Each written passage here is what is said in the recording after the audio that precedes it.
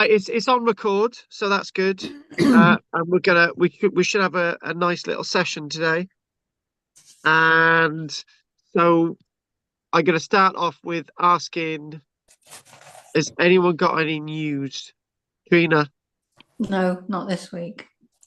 Oh, I know what's happened to Trina. Idris Elba has left her. Oh, is that what it is?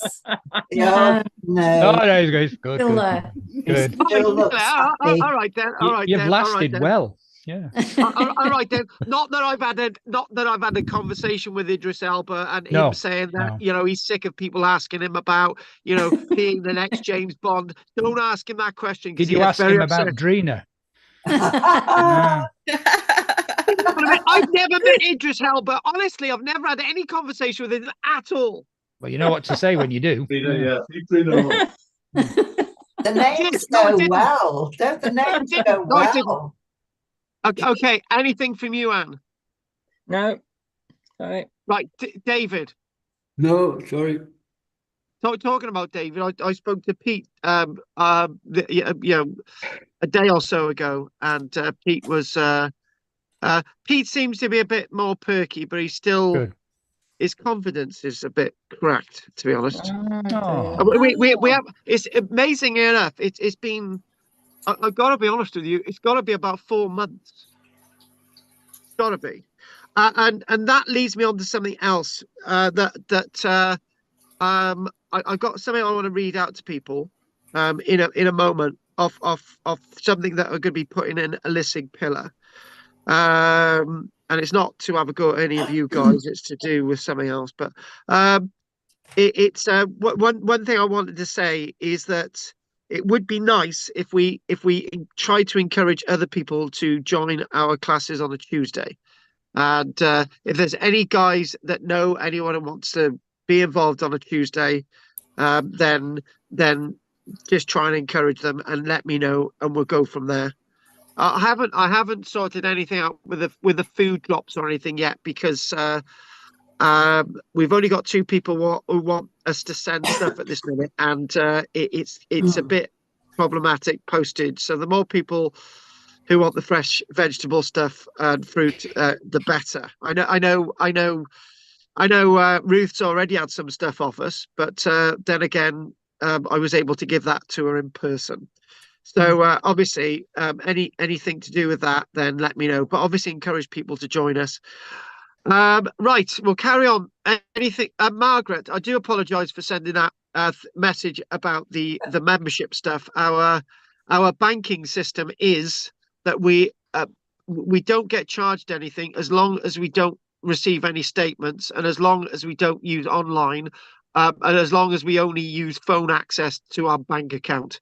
So I only know stuff that's going in there if I phone them and they go back over the records to save costs. That's been the problem, Drina. Right. Well, so anything from you? Yeah, it did. Your membership stuff did come through, but it only showed I think 6 normally weeks later. I would send you a message saying I've sent it, but I don't think I did. That was the problem. That may have been the problem. It's not your fault. It's our fault. So in future, I'll always send you a message saying it's gone. Yeah, rather than okay, that's fine. Yeah, that's fine. Right. Anyway. All right. Back to Margaret. I think it's great to be volunteering at historical sites and stuff. Well, I haven't gone yet. You will. You will. Take I'll go and see if I'm going to be of any use. But I'm sure you'll be of use. Just tell them you know someone who's a famous actor. I'll have a go. I'll have a go. It just depends what they want me to do. You'll be fabulous. I volunteer for Friends and Neighbours, and I love it. Yeah. Well, I think it'll get me out. Yes. Get me meeting new people, which is always good. It will. So I'm kind of looking forward to it and hoping I'll learn a bit. and Kate, who does the Wednesday evening class, she actually does the she actually volunteers for the National Trust. Yeah. Oh, right. Yeah. So right, Roger.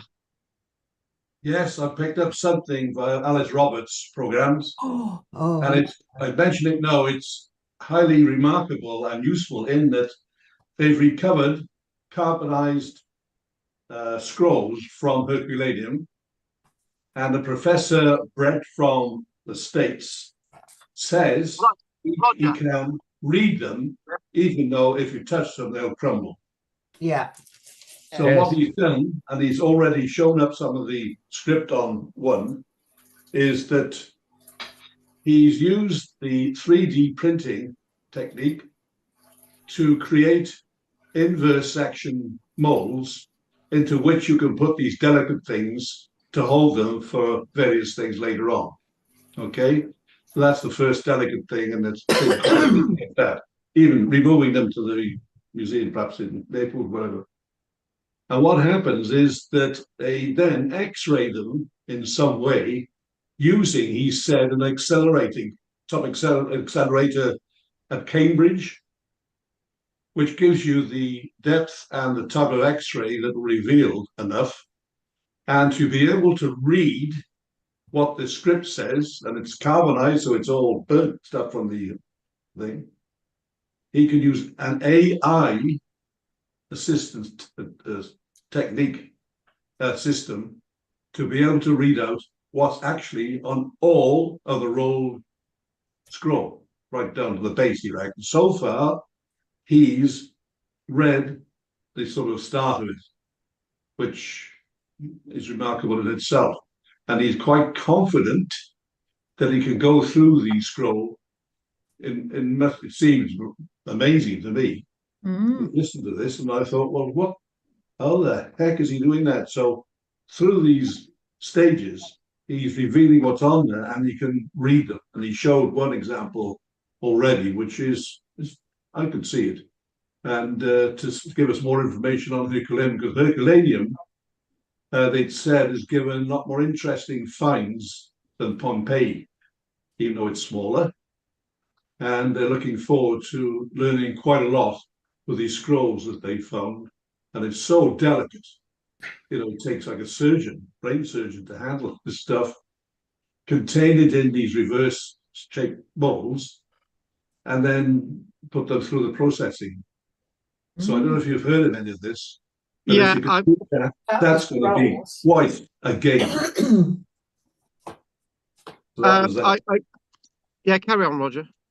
So that was the thing that's already started. And he's quite confident, this fellow, in doing this. He's a scientist of some form, I don't know quite what. But he's got these techniques. What the AI is exactly, I don't know, but he's developing it all the time. And he says he can read a lot. Bang. We'll see. Thank you. Is that everything, Rog? Because I'll add something to just that. About. It's a lot involved. I try to condense it to give you some sense, but he hasn't revealed the technical details. Something else. I can do that. And that was on this week's program with Alice Roberts. So I'll keep a check on that to see what else pops up. But Herculaneum, remember, is a wealth of stuff which is often been overlooked because of the grand nature of Pompeii, the buildings and stuff. But Herculaneum has got interesting finds that are preserved very often to it. Okay. What Roger's saying is completely correct. The one thing about the evidence at Herculaneum compared to Strabo or compared to Pontus and Pompeii is that Herculaneum has got far deeper layers, and the stuff that they're working on now hasn't been interfered with or mucked around with by any antiquarians. So it means that the standard of archaeology is being looked at in more detail. And there's a point to this as well, that when archaeologists turn around, like at the Nessa Brodga, when archaeologists turn around to say, actually, we're going to leave the Nessa Brodga now for the next few decades so that technology gets up to date, right? That's exactly what we've done at Herculaneum. If somebody had tried to open the scrolls 10 years ago, it wouldn't have worked. If they tried to open scrolls 30 years ago, 100 years ago, it wouldn't have worked. So we've left them. And this is an important point. There's a guy on the internet saying, oh, what we've got to do The Turkish government is stopping us looking at Göbekli Tepe, right? And there's so much more we can see at Göbekli Tepe. And the Turkish government is actually saying, actually, we need to stop because we need to analyze what we've got. We don't really understand what we've got at Göbekli Tepe. And all these people on the internet are saying, oh, you know, the Turkish government is stopping archaeologists working there and all the rest of it. If you keep excavating, in 10, 20 years' time, you're not going to be able to conserve this stuff. You're not going to be able to preserve this stuff. You're not going to be able to research it. And nothing's going to be left for future generations, as Roger's described, to examine the archaeology to the standard that we require. One point that Roger's just mentioned with these scrolls, if you can imagine this book, right? This book has got lots of layers. What the technology is doing, it's reading through the layers. And it's understanding where the layer, where each of the page is, and then what they're doing, they're scanning each of that page, and then they're scanning each of that page. It's basically the equivalent. It's all it is. It's using geophysical technology, right, to read layers and to read resistance. And this is basically what they're doing with the scrolls. That's what they're doing. But what they're doing, their technology is so far advanced. But it's like geophysical survey, but more advanced reading books. And that's exactly what Roger's just said. And that's an explanation of what they're doing. And it's so advanced technology. It's like a forensic archaeologist analyzing bits of paper in a fire, right, which have writing on it, right? So you need to get those bits of paper up, and you need to scan that paper, right? So it's using that type of technology, but on scrolls. Thanks for that, Roger. Are these older than the Dead Sea Scrolls? Are they on papyrus? Hang on a minute. No. The difference is with these is that they've been burnt. The Dead Sea Scrolls are in canisters. Yeah. Right. And I do believe, without thinking about it, the Dead Sea Scrolls are a little bit older, but yes, they'll be older. But Herculaneum, I don't know when it was first formed, but I think, Margaret, it's going to be later because the Dead Sea Scrolls, to my knowledge, are ancient. 24th of August, AD 79. Exactly. The finds at Herculaneum are from a library, so they could be older though. So Could they? Yeah. And the that AI that is a point. Yeah. The AI that I think it was Kentucky University were working with it. Yes. They're in everything. Yes. But the AI is being used to identify the patterns of the letters, because the X-rays are able to detect where the ink is on the paper and all the rest of it. But it is such a minute measurement that it's mind-blowing. Right. So the AI is doing it, and it's being very successful. It's brilliant, and it's a whole ancient library. Yeah. And they mentioned this accelerator, but I don't quite know where that comes in. Yeah, I think it's X-rays or certain wavelengths or something. Yeah, exactly. Yeah, it's brilliant. We'll see. Yeah. So are they written in Latin? I think they're written in all sorts. They're written in Greek. They're written in Latin. I think they might even have Etruscan stuff. The Etruscan language became extinct, but they may actually have early documents.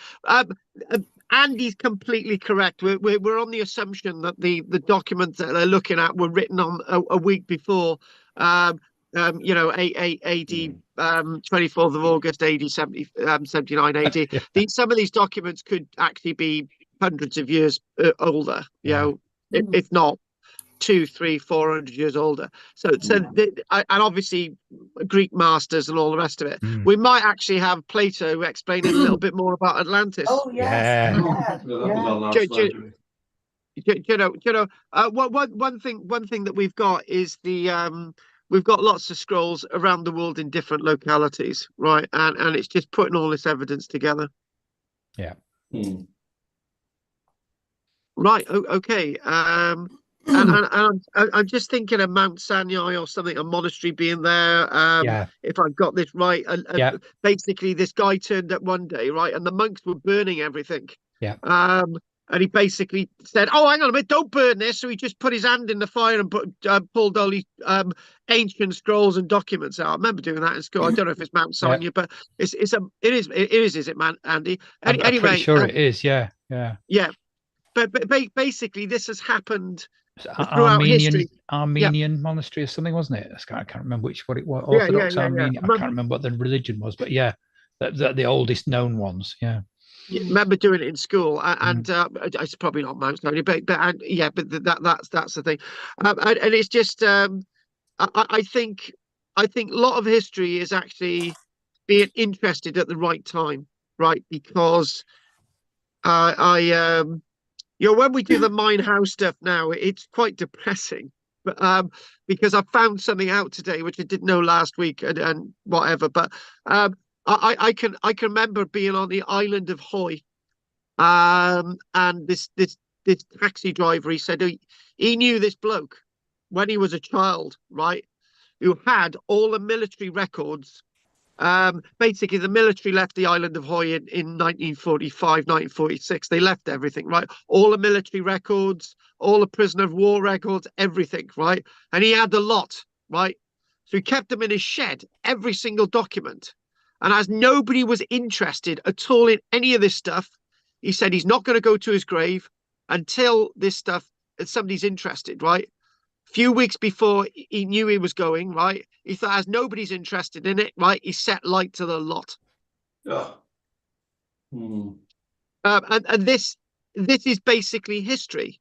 If only we knew in 1644, when Lord Ragland and his castle, the Lord, it wasn't Lord Ragland.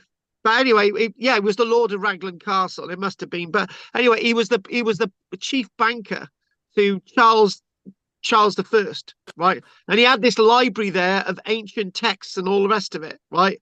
And as soon as he surrendered the castle, the parliamentarians deliberately set light to his library. This is what happens over and over again. Look after my library then, hadn't I? Yeah. Or somebody. I think you better add. Right, we're gonna have to crack on because I want to read this thing out that I got on my computer. But Ruth, anything you want to say? No, I'm fine. Right. Okay then. There are a lot of positive things. Except your veg is lovely.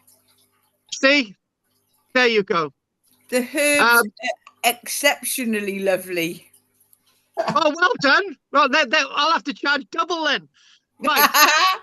I wanted to say that I was mentioned several times in the Welsh Parliament yesterday, and I just wanted to mention why. So we are hitting up above our weight these days. Our Oak at the Dead petition received 6 minutes at the Parliament Cymru at the Welsh Assembly yesterday, where we saw that our ancient trees are a priority for the Parliament, and it's something that they are looking at to give enhanced protection and a lot more protection to our ancient trees in light of what happened to the sycamore gap and another tree that was felled in England last year. But we've also got last week that we've now saved that Second World War tower. And there's lots of other massively positive things that we're actually doing, and it is to actually celebrate that. So again, thanking everybody for their support.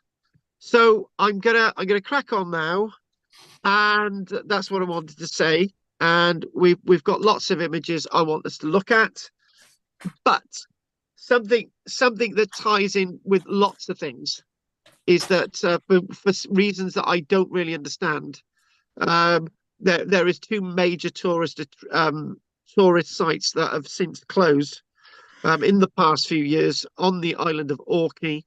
That's the Tomb of the Eagles that we've already studied in these classes. And I didn't know that the Mine Howe site has closed, with the archival photographs and the records stuck in a porter cabin, deteriorating with the artifacts and nobody seems to care, and that's on Orkney. I just wanted to. So we're going to do the story of the mine howe that we did last week, and I will probably refresh us and remind us a little bit more about that today, and a few more interesting images that I promised you as well. So I'm just going to go on to the images now, and let's just crack on. So let's look at the images, share, and a screen, and start. Bingo. Right, okay, so we've got a few images that I want us to look at, and let's just go look at this site at Mine Howe, looking up the steps from the bottom of Mine Howe. So you're looking at, right, you got some of the solid rock there. We got a couple of schematic plans of what Mine Howe looks like, a little bit of a few really interesting images and so on that we'll be studying now. So last week I didn't realize that the Mine Howe museum and the Mine Howe site has been abandoned, right? And you can't get access to it now. You know, they've taken stuff away. It's quite sad, right? It really is quite sad. I didn't know this last week, but I do know it now. Right, and I think today is a little bit of one of those things that we've got to be very wary that when we do study history and when we try to preserve it, we've got to be aware that there are times that our history just simply gets left and abandoned for powers that we don't understand. And this has happened to at least 2 sites, maybe more on Orkney, and I don't really understand what is going on there. So when you look at that and you go down, as we mentioned last week, Mine Howe itself, an Iron Age subterranean man-made chamber dug over 6 meters deep inside a large mound, right? And we look at the schematic stuff, and it's dug then into solid rock, right? So it's a really fascinating site, and I just wanted to sort of put some more meat on the bones of this site than what we did last week. And this takes us on a little bit of a story. Now, I visited. There's looking down at the bottom up to the Corblin. I personally visited the site when I went with Archaeology Cymru when we went there in 2013, and it's a very, very mysterious site. It really is. And I didn't realize that the site you know, has been shut and has been closed at least probably a couple of years after I visited it, to be honest with you. Mine Howe is closed apparently permanently, and it's basically really difficult to understand what's happened to this wonderful piece of archaeology, that you're actually able to go into the ground, underground. I remember going to the site and there was queues of people to actually go underground to see this, right? It's a site that's been excavated by Time Team, right? And seeing the site abandoned, the porter cabin office in a poor state, and the excavations overgrown. And again, it's very important that we realize, studying archaeology, that if we keep excavating everything, how do we get the money together to keep this stuff open for everybody to see it, right? So I don't really understand what's happened to this, but I can say one thing: that the Tomb of the Eagle site that we've mentioned before was closed because of political reasons. some of the archaeologists on the island didn't like the other archaeologists who were running the other site, and they did absolutely everything to make sure the other site closed. And this is something that could have happened with this one. Yes, there's lots of politics in archaeology, as Andy knows. Mine Howe itself, you know, you could probably go down there, but it probably wouldn't really be safe. And obviously no electric lighting down there. Its hood, its cap on it is gone. And it's a private site. So that's what you would have seen back in 2002 down at the bottom. And again, talking about the subtext of the story. So this site, like many other bits of the archaeology on Orkney, was found by complete accident in 1946. And an excavation was carried out at an earth mound at a place known as Tankernes, known as Mine Howe. Howe meaning basically a mound. And it's a deep rock cut. It's a deep rock built chamber. And they did think that this was one of those brochs that which we'll look at when we look at the Broch of Musa on Shetland, or the one that we've looked at Gurdes, and we've mentioned Mid Howe on the island of Rusi. And this what happened when they found it in 1946, they thought it was just like a normal broch, you know, coming out of a mound, and they just sort of filled it in. It just filled in, right? But the site was again opened, and what they did, they made it a tourist attraction. So excavations in 2000, 2002. In 1999, the local farmer Douglas Patterson rediscovered the entrance and cleared out the chamber once more. What he found was a passage that sank nearly vertically into the ground and was accessed by 29 steep stone steps. And that one, and the exhibition, they've just abandoned it. They've just, you know, everything's been, I know they've got artifacts there and they've just been left, right? Which again, that's what it looks like in 2018. I didn't know that this was going to happen. You know, I was here 5 years earlier, and maybe a few years after it closed. And again, I think what I'm trying to do today, and what I'm trying to say, is that we don't cherish our history enough. And an island like Orkney, that I thought was exemplary in the way it treated its history and archaeology, isn't as exemplary as I thought. And what we do is if we look at a little bit of a plan a moment, right? Let's look at a little bit of a plan. I think this is pretty good, right? I like this, right? We're examining this now, right? So what you've got is you've got basically, if you look over towards the right there, right? Hang on a minute, let's just draw it in. That's basically ground level, right? So back to that again. So the rest of it is underground, cut into the rock. So it's referred to 29 stone steps, and it's again, some people believe it might actually be a burial chamber, but in regards to human remains, yeah, halfway down, what you've got like a landing, right? So you've got a place, and there is where we used to stand when I've been there at the site. And it's like I think one of the people that I went into this place actually had a panic attack and they had to go out, and it wasn't me.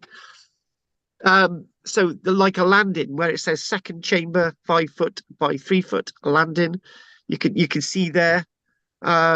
And basically you got first, it's referred to it as a chamber, right? So you've got steps into the chamber, and the rest of them are sort of been, you know, as I said the other week, you've got the steps, the original steps, and then a couple of steps into the top bit, with wooden steps into the top bit. So where it says first chamber, there's wooden steps. That's sort of that's the when we're referring to as 8 meters, that's 8 meters cut into the rock. So you've got to add to that height wise, and when you go down, right? So there's a lot more to this. So chamber, first chamber. Whenever you think about chamber, what do you think about? You think burial chamber, right? Where are the bones? So you've got the landing there where it says second chamber. It says animal skull discovered in an alcove. Interestingly, that's not human remains. Why are they there? They've been placed there. Maybe an animal crawled in there and died. Who knows? And at the bottom there was a very deep step into the bottom of the chamber, right? So when it says when it's got the word 12 stone steps, right? That's where you look up and you see this sort of corbel in effect, right? You've got like a corbel honeycomb there. Be that there, beehive chamber. That makes sense. And then basically, and as you can see, there it is, 18 foot high beehive chamber from the base to the top, right? So, and there it goes, excavated in 1946, unearthed bones and prehistoric tools. The landing 20 feet down was thought to be a well, right? So it was damp in there, definitely damp. When I went there, mind you, it'd just been raining. So there we go. And remember, there was a hood on this. There was like a proper hood with a door. Right, it's really nice. It was actually really well presented. It was a really nice place to go and see. I got to be honest with you. It's just really strange that I'm feeling a great deal of negativity why this has happened to a site like this. Don't know. I feel a bit wounded and hurt when I'm reading this. Anyway, you go down these, it says these 12 stone steps, and you go down into the chamber, right? And so what you've got is that it's a place, it's a place of zones and a place of it's a really interesting, really strange place. So again, ancient staircase leading down, almost referring to 3 chambers there. The top one, first chamber, second chamber, there you go. And basically, so 6 foot wooden stairs into that, that's what there was. 17 stone steps, second chamber, there you go. 5 foot by 3 foot. And then you go down 12 steps, so 29 steps altogether. There you go, stone steps, not the wooden steps, but. And so when we think about this, it was very interesting to go here after Time Team had their excavation in 2000. And I don't know, I remember watching that. It was really, I can remember seeing that. I never remember thinking that I would never ever see this site,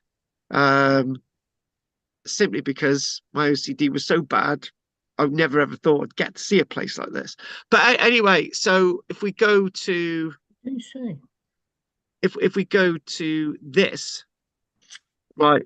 I actually, there was one stage my OCD was so bad I'd just given up, and I thought, right, that's it, my life's over. Right, that's how bad it was. But things changed. Anyway, so in June 2000, the TV archaeological program Time Team came to Mine Howe, again, Mine Howe, M-I-N-E, Mine Howe, to explore the structure. And then they recreated a miniature. They recreated a miniature version, right? And they were really unable to, really unable to draw any conclusions from doing the reconstruction. And actually the actual chamber itself was found in 1946. They were unable to come to any conclusion about what this was. And there it is. And it's basically a light mound, right? It's a light mound, and they they're walking down and they're going off this light mound, right, and then the rest of it is down steps. That's the one. That's a wooden building that's no longer there, right? So again, it was very interesting that interesting enough that this was they were only really excavating the site. You know, a year after the site was sort of opened in 1999, so the time team went there, and so what they did, they at Mine Howe, they built a smaller version. They dug a hole of the required depth before building the structure within it from above. The roof of the main chamber simply cobbled in from the walls and was capped off with a large flat stone. And I remember this. You could probably see this somewhere on the internet. And the subsequent work has shown that Mine Howe is a very important archaeological site, even by Orkney's remarkable archaeological standards. And when again we think about this, hang on, that's nothing. Hang on a minute, got confused with my images a minute. So what they've done, they did more excavations there, and this is something else.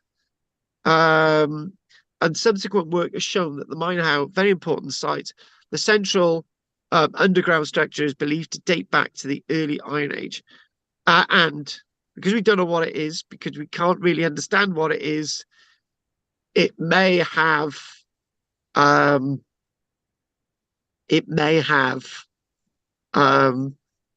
had a ritual purpose or whatever, but it was surrounded by a massive causeway ditch. Right, and this is part of it. And a settlement grew outside the ditch in the later Iron Age. And what they found was that through the excavations that they've actually had there, they found out that there is more details about this coming up. They found out when they were excavating there, and if we got a clearer image of this, actually, hang on a minute. Yeah, that's a bit more clearer. Yeah, there you go. A lot of work. You can see the rock cut on the left, and you can see more masonry there. When they did the time team stuff there, they realized that there was metal working, that there was metal working going on at the site. And what used to happen is that when you went to this site, you used to be greeted by this green caravan. And it was great. There was a great exhibition there. The lady that we spoke to was brilliant. The time team provided lots of photographs of the site. You know, there was a tour. You know, you toured the exhibition and you were given a hard hat, and you went down a wooden structure and you saw it. And the maximum visitors allowed to descend into Mine Howe at any one time is 2. So at busy times, there was a queue. There people would queue to look and go underground. You know, it was something extremely special to actually go underground. And except when we went down, there was 7 of us in the party, and we all went down at the same time. We shouldn't have. So obviously the restriction comes when you go down there and somebody panics and they want to get out. And so you it's very difficult. You can't get more than one person up and down the steps at a time. Maybe you might be able to pass. There's a string of lights and a handrail. There's lights on the handrail as well. Light coloured and non-washable clothing really isn't recommended.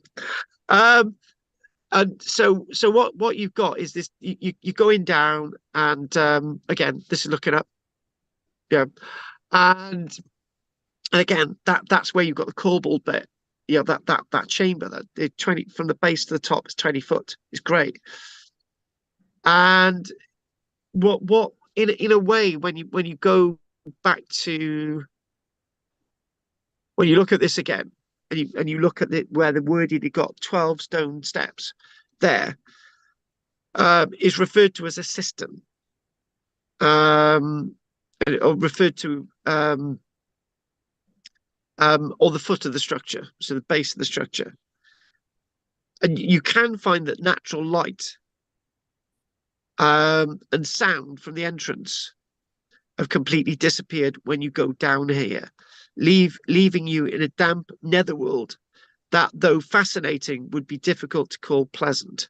But then again, when we think of the experience that you've got now, would have been a completely different experience in the past, because the experience in the past would have been when this was freshly built and being freshly used, and again, thinking about, again, looking down these steps into this sort of underworld, you ought to stop long enough to admire what you can see, and again, to create,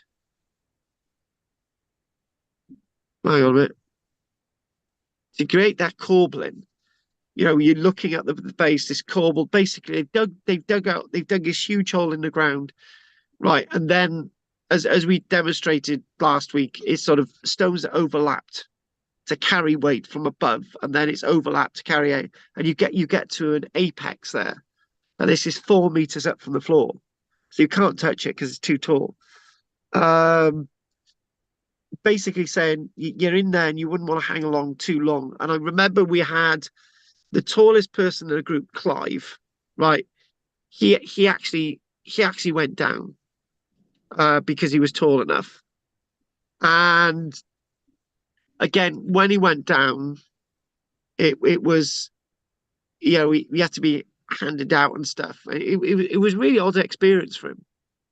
And it really, really was, because he was down there. I didn't go down to the bottom where he stood, and it was damp. And it's again trying to access something that's very, very unique when you go to a place like this. So what I've got with this today, I wanted to sort of look a little bit into the history and the archaeology of this, and sort of look at a little bit about the politics, really. How history can get very political in this very modern day and age. And it may have been that what the people were trying to say here was not what the experts on the island wanted you to see, which is a bit of a shame. I can remember when when I took my first group to Orkney in 2013, right? I can remember a certain university lecturer saying to me, do not, I'm warning you, take your students to the Tomb of the Eagles, right? I'm warning you not to take your students there, because we don't like people to go there, right? Because the Tomb of the Eagles is telling a different history than we want you to know, right? And then a couple of years later, this was the same guy who was actually teaching my university courses, right? When I was doing my master's degree. So I didn't upset him. And Tomb of the Eagles then later closed. And this is another site that's later closed, which is a bit of a shame. And again, thinking about the display in there, thanks to Time Team. And the weird thing as well is you're looking at something that was painted green, right? And the wind has completely stripped the green paint off it. It's really strange that it's really strange the effect that the winds can have on places like this. So Mind How is on somebody's land, and the owners are under no obligation to have it open to the public. As with the Tomb of the Eagles, it's unfortunate that the glory days of access to the mine are now over, which is a bit of a shame. And obviously there's the car park. And what I've got is an array of some weird images, right? So that's what you would see if you looked over the gate today, right? And I thank the person for actually taking these. And you lean over and you basically see the reconstructed chamber on the right, and you can see basically that there. Hang on a minute. That's basically the reconstructed one, right? and that's mine howe itself, right? With obviously not the thing on it. And again, this is like a really weird presentation I'm doing today. It's very, very different than I would say normally do, right? That's the replica. That's the reconstructed replica, and it's got a fence around it. And again, when you peer into the windows of the porter cabin, looking through the windows of the porter cabin, it looks as though it's the final season when they were there, where all the helmets are, leaving the hard hats behind. All the paraphernalia, all the visitor paraphernalia is just been left there and abandoned, right? And I think that this is very important to try and say that history is not always going to be there for us to see it. History is not always going to be there for it to be displayed. And I think what's happening is that we're not understanding and taking account of the pure wealth of history and archaeology that we've got around us. And then that's how this stuff then becomes abandoned. Karl? Yeah, go for it. The farmer who owns the land where mine howe is, yeah, was he responsible for the upkeep and the visitors to it? Yeah, yes. And I can remember going there, and it was like I'm gonna have to look through all my photographs, because I've got a set of photographs of when I went there, and I've got photographs of the Roman pottery that they've got there, right, which doesn't exist. Because the reason why I'm saying it doesn't exist is that I was convinced not to do the Roman archaeology of Orkney when I was doing my master's degree. I was totally convinced not to do it, right? And I remember having all these photographs of Roman pottery that had actually been found at mine howe, which was very odd. It was very, very odd indeed. The owner's under no obligation, because something happened for the site to close, right? Like the tomb of the Eagles was forced to close as well. Did they make a charge for people to go and have a look? Well, of course, yeah, of course. I think if I can remember, it would have been about £10 a time. So if you've got, you can imagine you're looking at a little museum and artifacts, and you've got the you're going underground to see something that is unique. So compared to other tourist attractions on Orkney, this was really reasonable. So if you've got like 50 people visiting there a day, and they're buying books and maybe a cup of tea and whatever, right? And you're starting to think, well, it was making a profit. Yeah. So history making a profit, but it was not the right history, right? And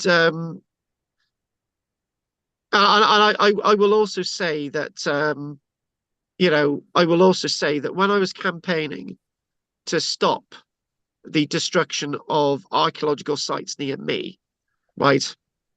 I can remember one of the archaeologists turned around and said to me, if you make a fuss about the destruction of the archaeology in South Wales along the 5 Mile Lane, you will not get your master's degree qualification. So I did not. Okay, I gotta say it now. I thought of myself, and I thought, right, I'm gonna have to wait until I get my qualification in my hand, my master's degree in my hand. Right.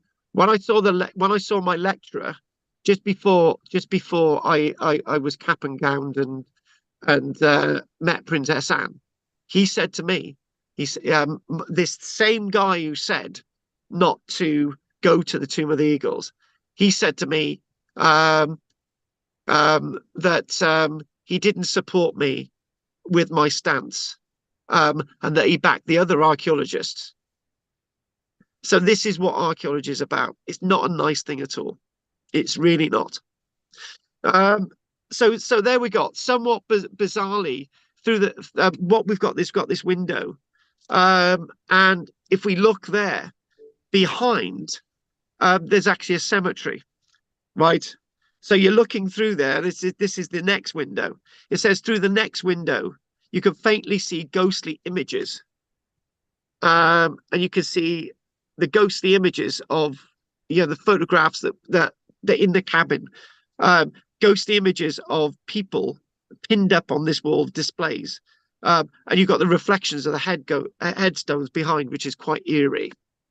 And this is our history. This is our history, and it's a huge shame that this site is no longer accessible, not only to the public but also presumably to archaeologists, as Mine Howe is a unique structure, and also there are other sites nearby, there's Round Howe and there's Long Howe nearby. All of these sites are closed, and you're not allowed to get access to these places, and it's very, very strange. It's very, very strange that you've got this ancient landscape that you're no longer able to understand anymore.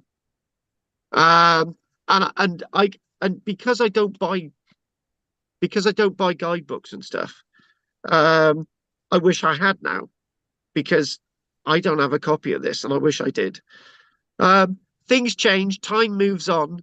And maybe there will come a time when this area can be explored and excavated again, and when others will be able to actually experience going down into the mine, a place of absolute wonder. And I'll show you a little bit of an image of something, right? This is the type of archaeology that was excavated at Mine Howe. Look at that wonderful bead. Right, so these wonderful cherished objects. And what I'm going to do next is I'm going to show you a few images, right? We're going to take a break, and I'm going to do some more official stuff about this site. And I'm going to show you a few images about Scatness, which is another site that is falling to bits that I visited on Shetland. It's another site that they threw hundreds of thousands of pounds at, right? And it's a site that's falling apart, right? And am I allowed to say anything about that? I'm not. But I am now. So let's have a little look at these images. And so what we've got sort of an image there of as you go down the steps. And you've got the wooden steps there on the top bits. Those are the wooden steps, right? And then you've got the stone steps, all 29 steps. So you get into, and where that person is standing, the first person on the right there, right? There's another little sort of conical above you. There's another little sub. Oh God, I can't get my words out. There's another little sub corbel above you, where that first guy is standing on the right. And then you go down the steps, and you've got the other guy, and you've got the corbelled structure there. The corbelling is supporting the steps, right? So the corbels, right, hang on, let's just draw this, right? So architecturally, right, this is where we get to the Place de Resistance, right? Hang on, stop that. Okay, there we go. Annotation, I need my annotation. Right. So what we've got is we've got this being dug sort of into the ground, right? So you've got a conical in the ground being dug. I don't know if that's right or not, right? And then you've sort of got the sort of ground level, which is roughly something like that. Can't remember what it is. It's very difficult to work that out. So this is all rock. It's been cut into the rock, right? So what they've then done, right, is if we take that away, what they've then done is that the corbels to support the roof also support the steps. So can you remember that counterweight thing that I mentioned? That these here support the steps. So engineering wise, this is quite advanced. So in other words, these people not have only created this corbelling effect here, right? Okay, so but this is also supporting the steps. So the engineering for this is quite advanced, very advanced for the Iron Age. And when we think about this, as we'll look at after the break, a little bit more about this. When we think about this, it's got that sort of that raison d'etre, the idea of the history and archaeology to understand that they were able to create something like this in the early Iron Age. And again, very, very advanced for the early Iron Age. So you talk, when you say early Iron Age, does this date back to 700 years BC, which is 2,700 years ago? We don't know, because the problem is with the archaeology here is that when they dug into this in 1946, they destroyed the dating evidence and the real understanding of what's going on here. And also the other thing as well is it refers to as bones, but obviously we've got actual bones, animal bones as well. So whether any of those bones are substantially human is difficult to ascertain and what they're to do with. And anything that's actually found down there is actually being placed down there later on, because that would have been the last stage of deposition. And that relates to the stuff that they found down there finally. So whenever you're excavating archaeologically, it's terminus antequem evidence. So in other words, it's stuff that is in with the last years of something being used, and not the terminus postquem. So what we mean by terminus postquem is to get dates of when this was created or built. You need somebody to put something in between the stones as they're organized in the stones, and that object needs to be when the structure was constructed, and those are the dates that we don't have. Mine how the mystery of the 29 steps, and again leading down, again that sense, the original stone steps leading down, right? So wooden steps, which are the modern steps, and then the stone steps, which are the original steps. And again, thinking of something like this is really, really unique. It's not like a Neolithic site, that the chambers like Mice Howe, M-A-S-E, not this site, Mine Howe, where the chambers are on the surface, right? And Brock's inevitably in the Iron Age are above the surface, except there's wells in them that go below the surface, right? But the engineering in this is amazing. And again, there's very great likelihood that there's much more of this on Orkney. And there's Mine Howe. There it is on the map. So where the word H is, that's where Kirkwall is, which is the capital city of Orkney. So what we're going to do is we're gonna go to these images after the break and do a little bit more, and then we'll do a little bit about Scatness. So what we're going to do is we're going to do questions now, and like, I'm sorry I've come across like this today, because I don't know, I've become very depressed by seeing this today, because I didn't understand this last week, that it actually shut. I was really enthusiastic last week, and I said you could go here and you could have a look around, and no, I was wrong, and it's upsetting. It's upset me actually, and that's probably coming across. Right, I don't like it when people keep saying, oh, we need to metal detect, and we need to find all these things, and we need to constantly keep digging and digging and digging and digging and find more and more stuff. Look at what's happened to Ambleside, right? When I went to Ambleside, right, I've got to be honest with you, when I first went to Ambleside, with a certain woman I was involved with for a while, and when we went to Ambleside, I can remember seeing the Roman barrack blocks being overgrown and being ill-treated, and animals wandering around, the stones being misplaced, and I thought, this is pretty crap, right? And then they did restoration work there, I think about a year later, in about 2012. But I feel that if we're going to have archaeology displayed, we've got to treat it with respect. And there's too many examples where it's not treated with respect. If we can't treat it with respect, we need to backfill it, and we need to close it off, and we need to not have any more access to it. That's what I feel. And the work that Margaret's going to be doing as a volunteer is very important. Hats off to the babe. Margaret, you've really drummed her up now. Right, Drina, anything you want to say, babe? No, thank you. No, it is very saddening, isn't it? It's awful. It is. It is. It is. You would Well, I'm think. going to try. Yeah, go for it. I was going to say, you would think archaeologists would be glad for people to know about buildings like that. I don't understand why they're not. Makes no sense. I didn't understand the full gravity until today. I've got to be honest with you. Yeah. You know, okay. I've not really been honest with you because when we did the Tomb of the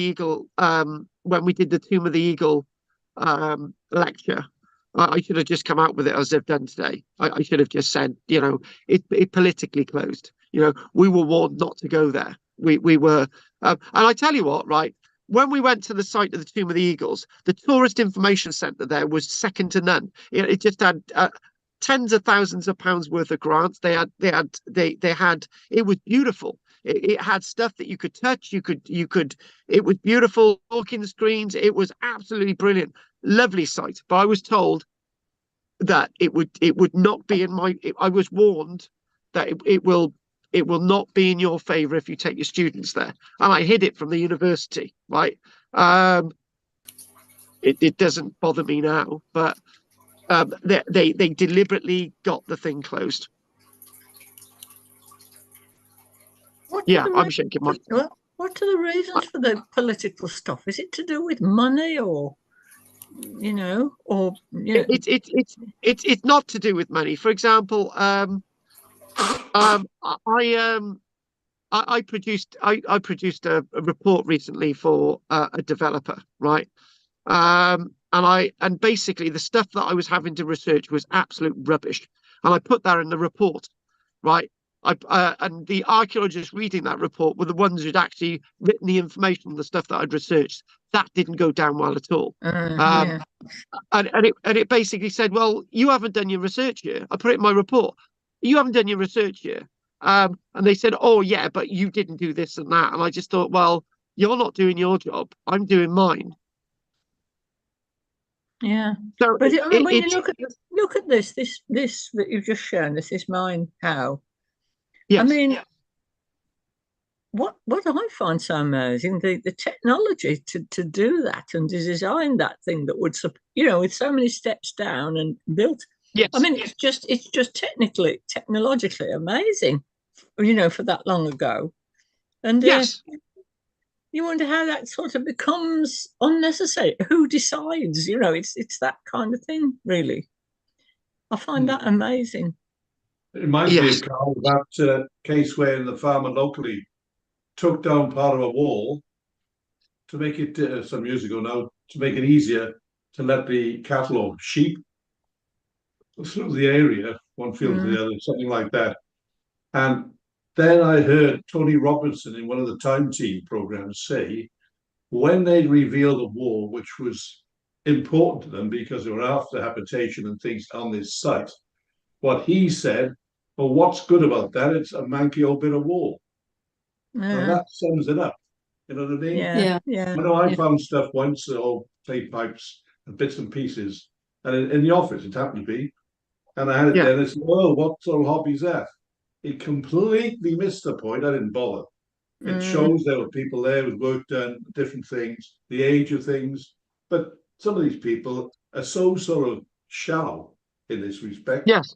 And what Anne was saying, I think sometimes money does hit in some way or other. Either they don't get the research money to carry on and dig properly, and then you've got to remember, taking the finds out, they've got to be preserved, sometimes cleaned up and stored properly.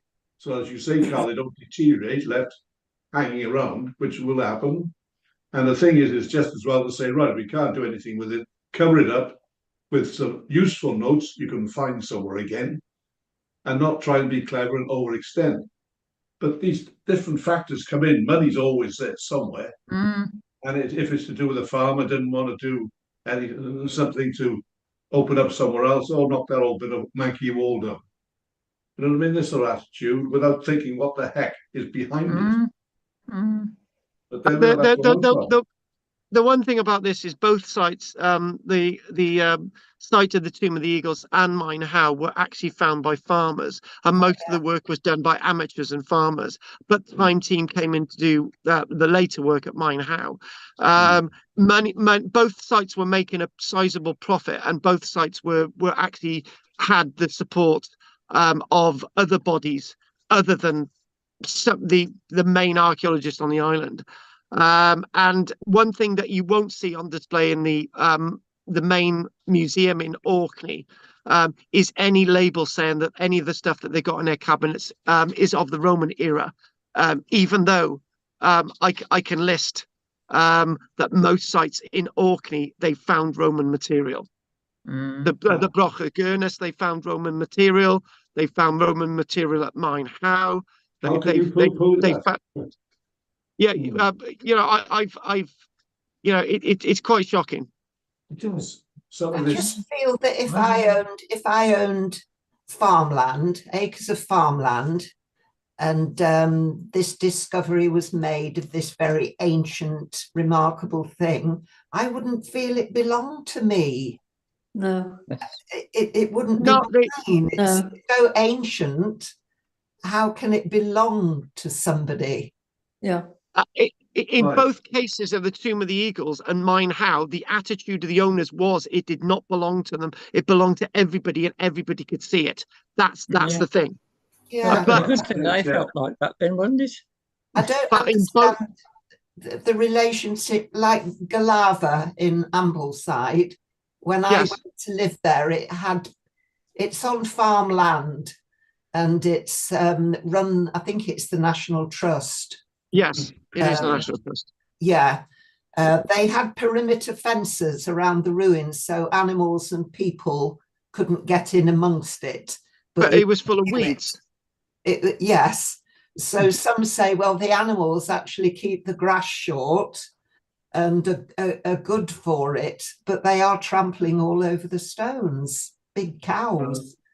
So cows are different. For example, our sheep with what we've got here, our sheep graze over everything, and the site's fine. It's keeping everything down, right?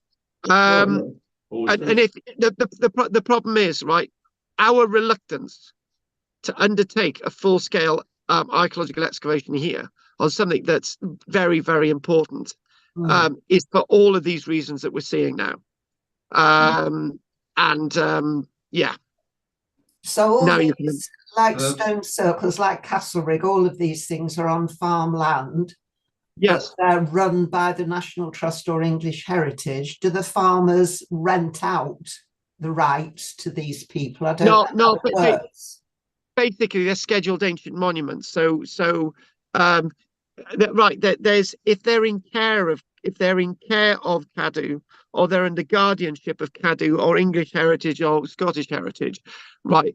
Then remuneration is paid to the farmers. If it's basically this place needs to be set aside, then there's certain types of remuneration and land management plans put into monitor these sites. But the problem is, I've been to the prehistoric site of Stanton Drew in Wiltshire, right? There's cattle wandering around the stones, right? It's a hell of a state, right? But still, it's meant to be a scheduled protected ancient monument.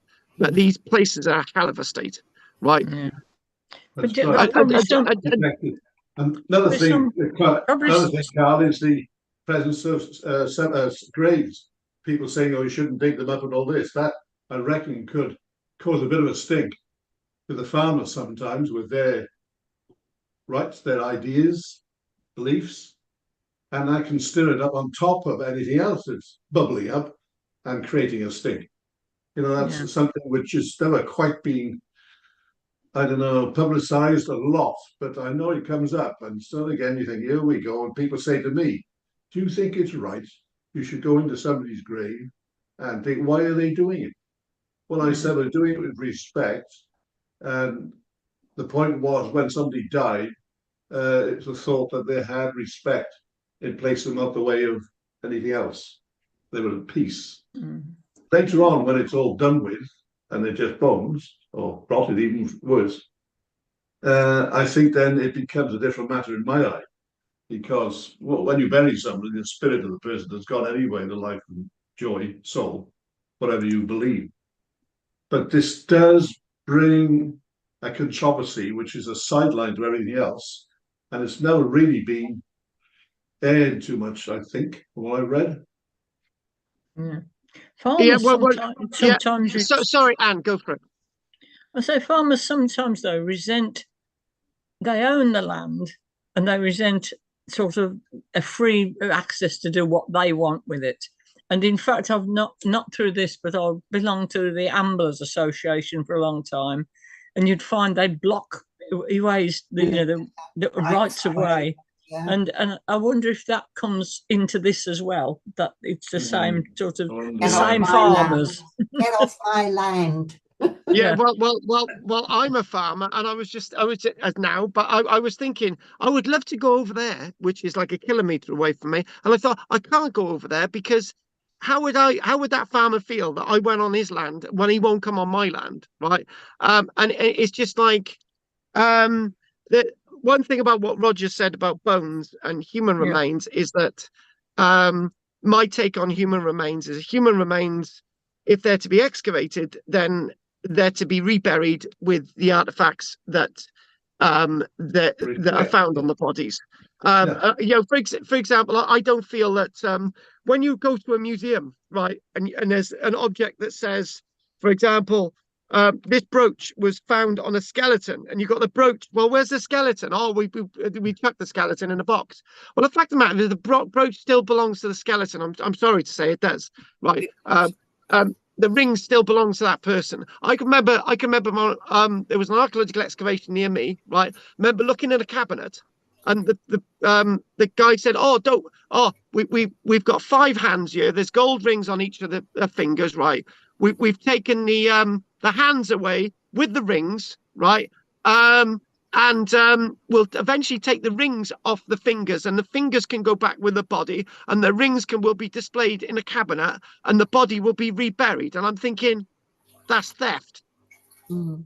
Yeah. Well, the worst ones were those Victorian barrow diggers, weren't they? That who was that?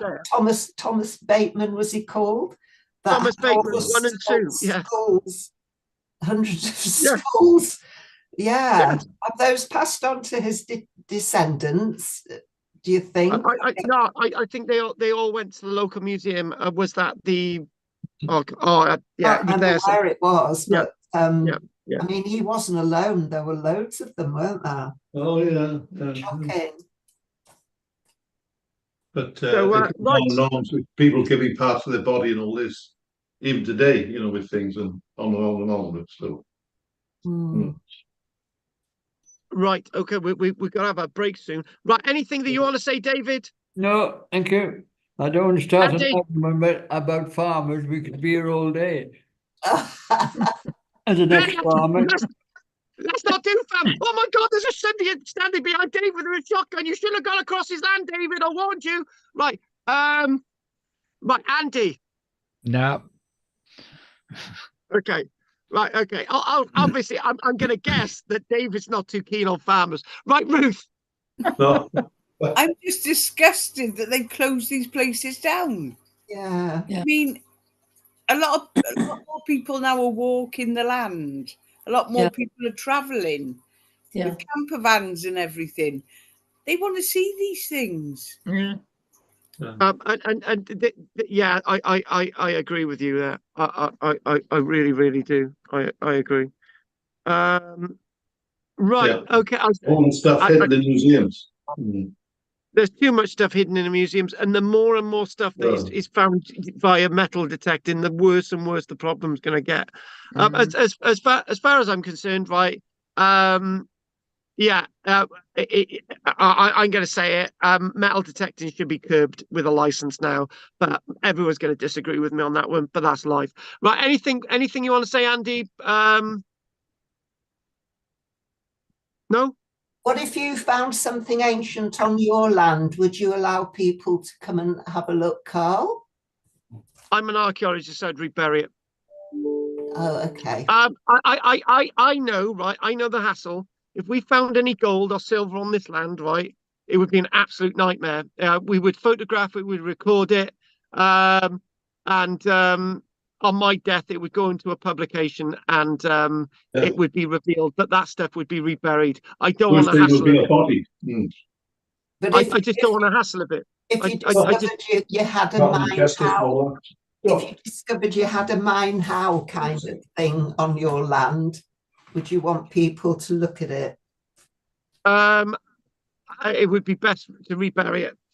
Okay. I know more about this than I'm letting on, and I just wouldn't want it. No, it's just too much hassle. Right, let's take a break. And we will be back very soon. Okay. Okay. Roger, why is it Roger always has clean shirts? You know why Roger's always got clean shirts? He's got a woman to wash his shirts. That's what it is.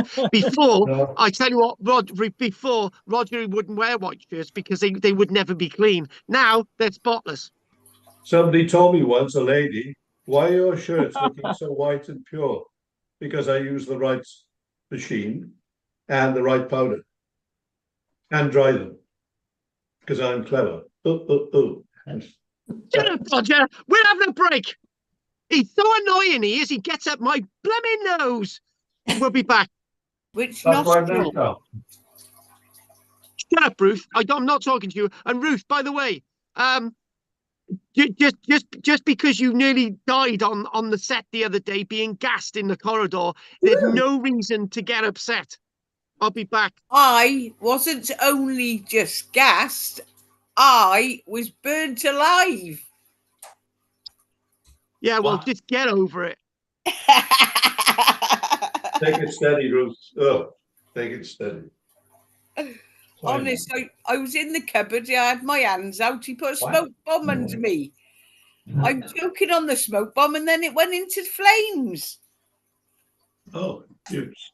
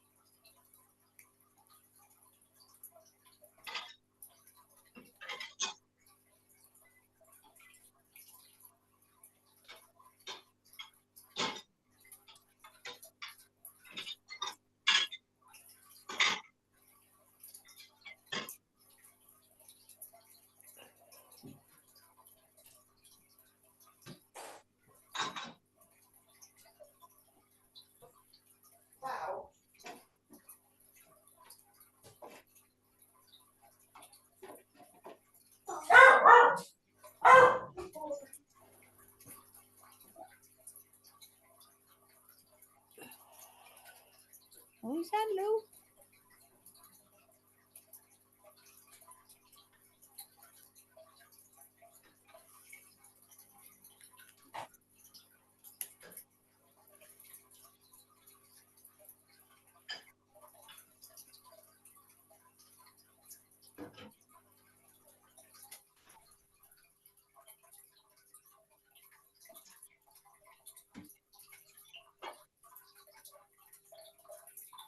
Oh.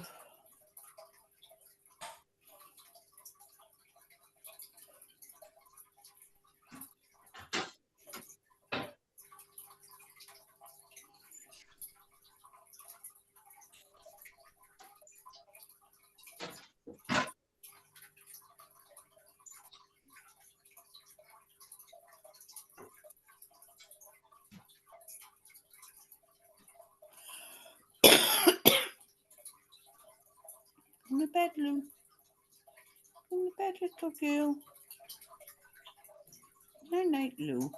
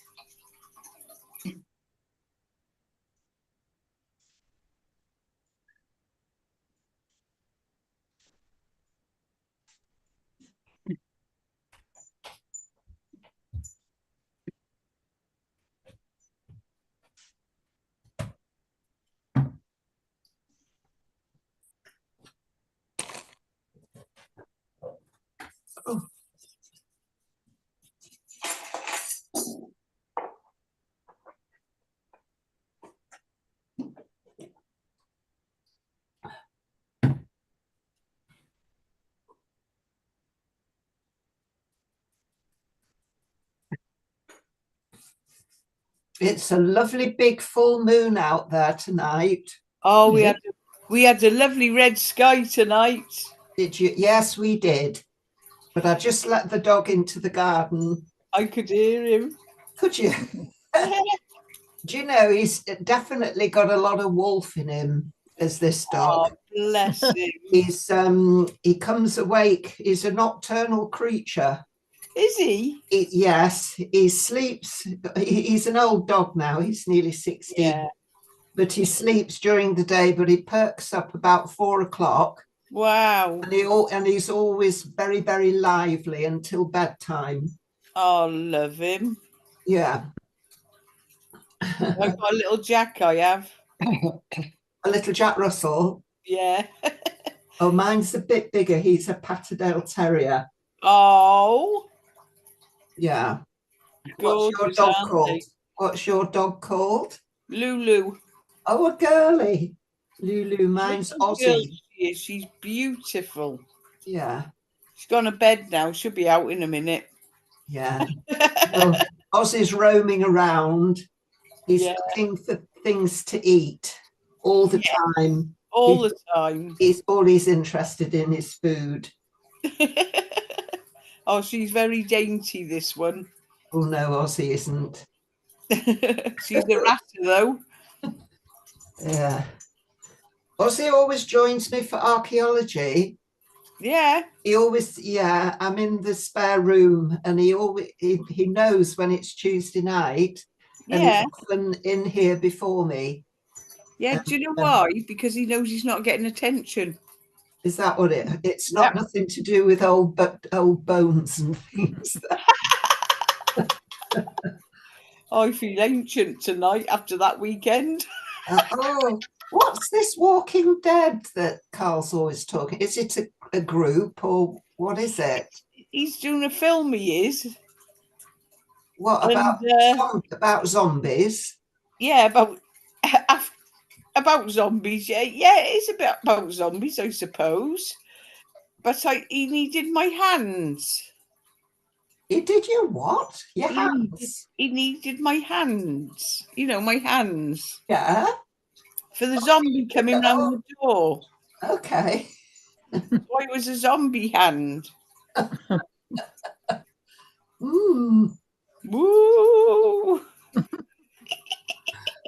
I could do was laugh. Oh, God. But, I got back last night, so I'm still a bit shaken. What was the camping like? Amazing. Cold. Yes.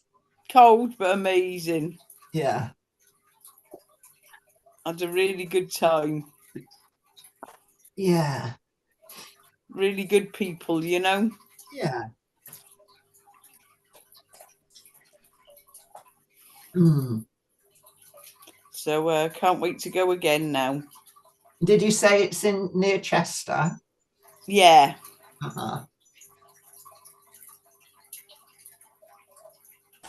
Over the border then? Yep.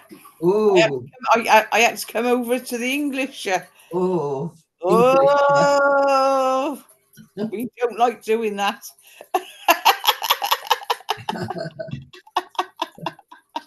Only joking. Have you always lived in Wales? Yeah. Yeah. Well, 99.9%, yeah.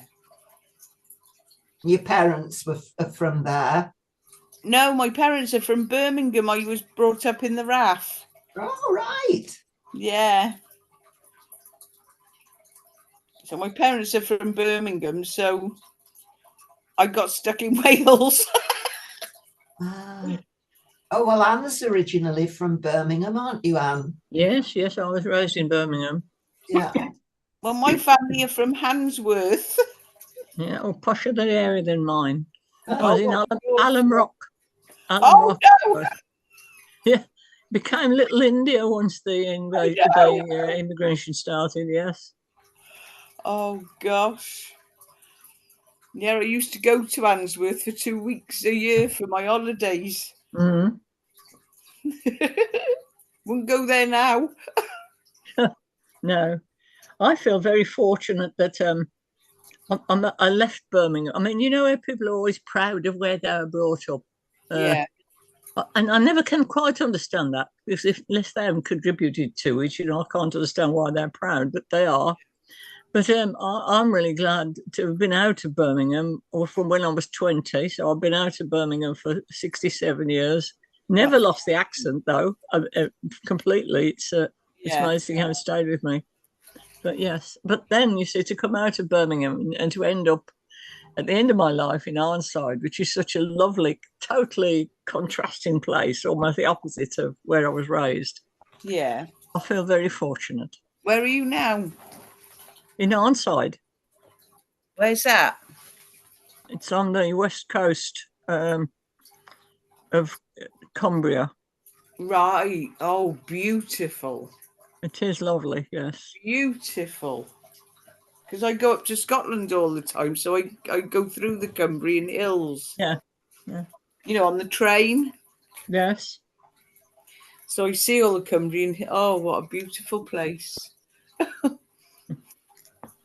It is. It's lovely for walking and, you know. Yeah. And we're on the coast, of course. That makes it especially nice. Yeah. Good, beautiful sunsets we get because we're facing west. So, yeah, it's really lovely place. It was nice tonight because I live by Barry Island. Yeah. And but the contrast between that and inner Birmingham, the rough area of Birmingham, and where I started, is just incredibly different. I couldn't believe the difference. You know, I went past it only yesterday, you know, through New Street. I was just on the train going through New Street. But, you know, you can see into Birmingham and you think, how much has it changed? It probably has. It's probably very different than when I was there, but I haven't been there. I wouldn't have a clue where to go. No, I wouldn't, for sure. And you know, when I was like 16, I used to hop on a train and see my aunts and uncles. And just, I knew where to get off, get the bus, you know, into Handsworth.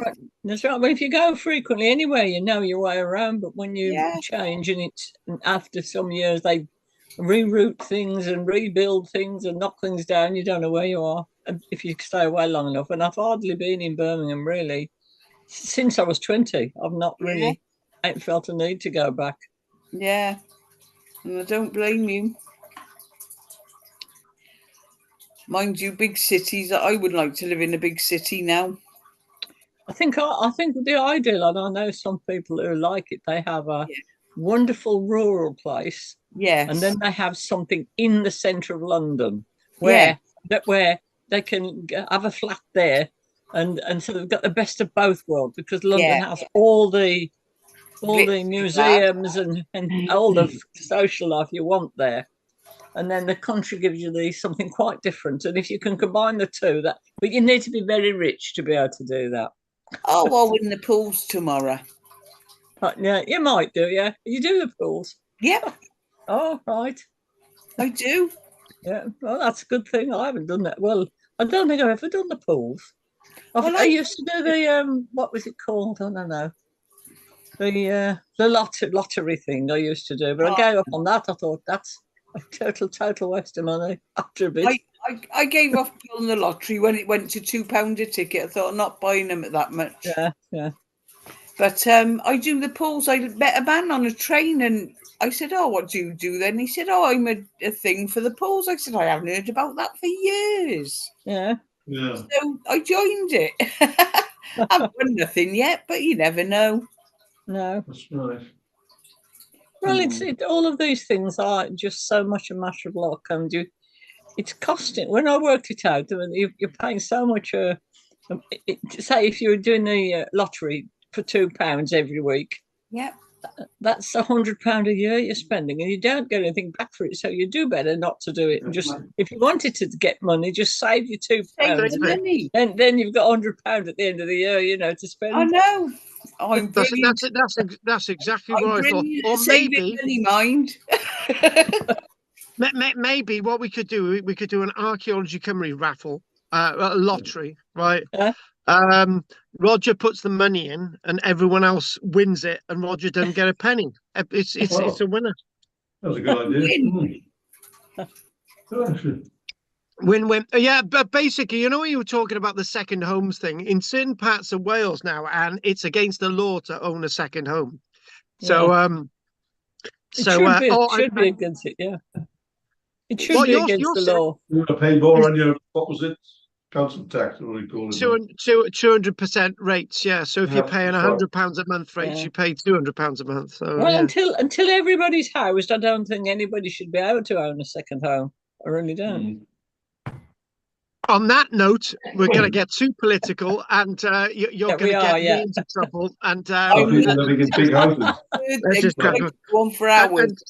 Yeah, we know Roger's got 2 houses, one in England, one in Wales, but they don't count. Right, okay then. So next, I just wanted to mention again, if anyone does know anyone else wants to join these classes, then just let me know.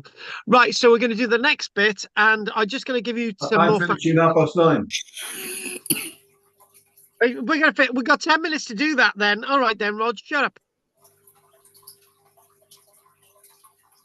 You know, Rogers gets very odd these days. You know, he can't decide when to finish these days. Depends on time, I guess. He's like an old woman, I tell you what, you know. And Jill says you're a nuisance. Yeah. Am I? All right. Right. Okay. So right. Let's just get back.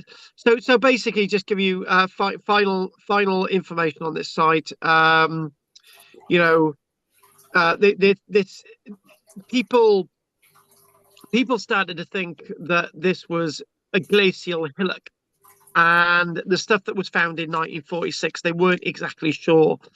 So when the excavation opened up in 1999, they really started to understand this site, and lots of people started to really think that this was access to a burial chamber. But what they were finding around this site, as they were really getting into the mound, in places like this, they were starting to come across later. Who was actually going in and out of the class? Because I've got to come back off this a minute. Right, okay then. Andy, I'm gonna have to give you a bit of thing, because I don't know what's happening with Margaret. She seems to be keep going and coming. So make co-host. Right, so okay, where am I again? Oh God. Right, okay. I gotta say it, Margaret's a pain. Right. So we'll go on to Scatness in a few moments, but one interesting thing is as well with this site, it's an Iron Age site. They got really important evidence of metal working in this area here, where this is just very close to the mound. They've got evidence of slag. They got evidence of the linings for the furnace, the iron furnace. They got evidence of the kilns, the little minor crucibles as well. And what they've actually found on the site, they actually found the remains of a whale tooth sword pommel, right? Not really exactly sure what the hell that is, but so there we go, a whale tooth sword pommel. A pommel is the non-sharp end of a sword, but a whale tooth sword pommel, not sure. Time did not allow. So when they were looking at this, they actually come across a number of sherds of Roman era color-coated ware. So this was color-coated pottery that was actually found at the site, dating from the Roman period. And when they started to get into in 2002, when they were excavating further at the site, not only were they coming across evidence of ironwork, they were actually coming across evidence of copper working, because they actually found evidence of a copper ingot on site, as well as an ingot mold. There was more than just one kiln that was actually excavated at this site of Mine Howe. So it's a site that some people start to think, and some people start to try to link this in with the wider world. And that's what lots of the excavations been associated with. They've excavated a midden at the site as well, which has got various amounts of bone that they've actually excavated. And looking outside the mound, they actually found evidence of the burial of a young child, but not a burial inside the mound, which is slightly different. Burial of a young child. I think that may have been something to do with the Time Team excavations. I'm not sure. Overall, with the site, obviously coming across slag, coming across metalworking, copper, iron metalworking across the site overall, and evidence of a drain as well with paving on top of it, which I haven't got an image of. But overall, this site itself has got lots more questions than answers. So we've got this mound, we've got this underground chamber, we've got the steps going down, and obviously the reconstructions, really, we couldn't really understand what was going on from the reconstructions either. So that's a bit of a shame. So if anyone ever does get out to Orkney, and maybe if you do, and you ever do try to get to the site of Mine Howe, let me know, and I'll see if I can give you as much information as I can. So we're going to leave the Mine Howe bit now, and we're going to start mentioning about the Scatness site, which is on Shetland. I do believe we're just finishing off these images a bit. I do believe this is probably I don't think we've looked at many sites on Shetland. And again, back to this final plan of Mine Howe. This is what you see at the site today. This is what you used to see there, these wonderful steps down below. And this was part of the excavation this was one of the ditches. And in this area as well, iron working evidence. So now we're going to go on to the site of Scatness. Now, maybe as a little bit too critical about what's happened to Scatness, but what they've done with Scatness is that they've and this was actually a site that was part of my my thesis for my master's degree. So I do know it fairly well. And it was to do with access analysis, how you would go into these buildings, how you'd leave, how you'd approach them. But like lots of archaeology, this is extremely complex. These are you could more or less refer to that building, the one in the center. Hang on a minute, let's get to that. You could refer. Hang on, I can't get my thing right. You could refer to this building as a broch, but then it's built like a wheelhouse. Right. So in other words, you've got this big, thick wall here that might be a broch structure, an Iron Age broch structure. But what's happened then is that inside you've got these spokes that would indicate what's called a wheelhouse. More about this next week, actually, because we will be looking at this in detail next week. But what you've got is you've got lots of wheelhouses, and they, as in the word, they do look like wheels, right? And again, excavating something like this is an extremely complex level of archaeology. Moving a stone might be the wrong stone. Keeping a stone there, it might not need to keep a stone there. Oh yeah, what we've got to do before we actually go on any further into these, it's down there at the bottom of Shetland, right? And there's something that's quite slightly unusual about this site in that okay, that road there, right, is a little bit further away from the runway. You've got to, that runs parallel to the runway, that road there on the bottom. To get to this site, you've got to go across the runway. And you've got to make sure you go across the runway when a plane's not landing. Right? Yeah, I'm being serious now. Well, I'm always being serious. So this site is known as the Ness. In other words, a spit of land, Scatness. and it was a great thing to visit. And I was critical. Basically, my criticism was in regards to the way the site has been left since the excavations. They've done lots of conservation work, but it's not been displayed as well as it should do. And like lots of archaeological sites, we not only see Iron Age remains here, we also see Pictish remains, so that being the 600s. We see Viking remains in the 700s, and we see medieval remains at Old Scatness as well. Old Scatness is called layers upon layers, reuse upon reuse. And you could refer to this as an Iron Age block in regards to a fort-like area as well, where there's a ditch and so on. Again, we'll discuss that next week. Now, I'm going to tell you something really, really odd, and this is something. I'm loving these. I'm loving these images where you've got all the archaeologists working in there and excavating away, trying to work out what the hell's bloody going on, which is really, really difficult.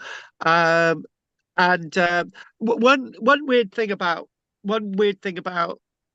Shetland was that in the 1970s, right, there was not an archaeologist working on the island, right? There was not an archaeologist working on the island in the 1980s, not a proper archaeologist, right? And they only started employing archaeologists, I think, in the middle of the 1980s, right? When most of the archaeology that they wanted to destroy had already been destroyed, right? What do I mean by that? Well, where is Shetland? Obviously, as you know, Shetland is some of the most northern islands of the United Kingdom, and it's where lots of the oil rigs are. And there's talk of when they were building the oil rigs, and when they were building the pipelines, the oil rigs, and all the rest of it, they didn't want archaeologists on the island to stop the development of the oil rigs and the refineries and all these other things. No, I don't think there's a refinery. There's storage buildings. But anyway, I think there's a refinery. Anyway, not sure. But anyway, the point is all the activity to build roads and all the rest of it. There was no archaeologists on the island, so I'm told that we lost whole Viking villages, whole Iron Age remains, and this was as late as the early 1980s.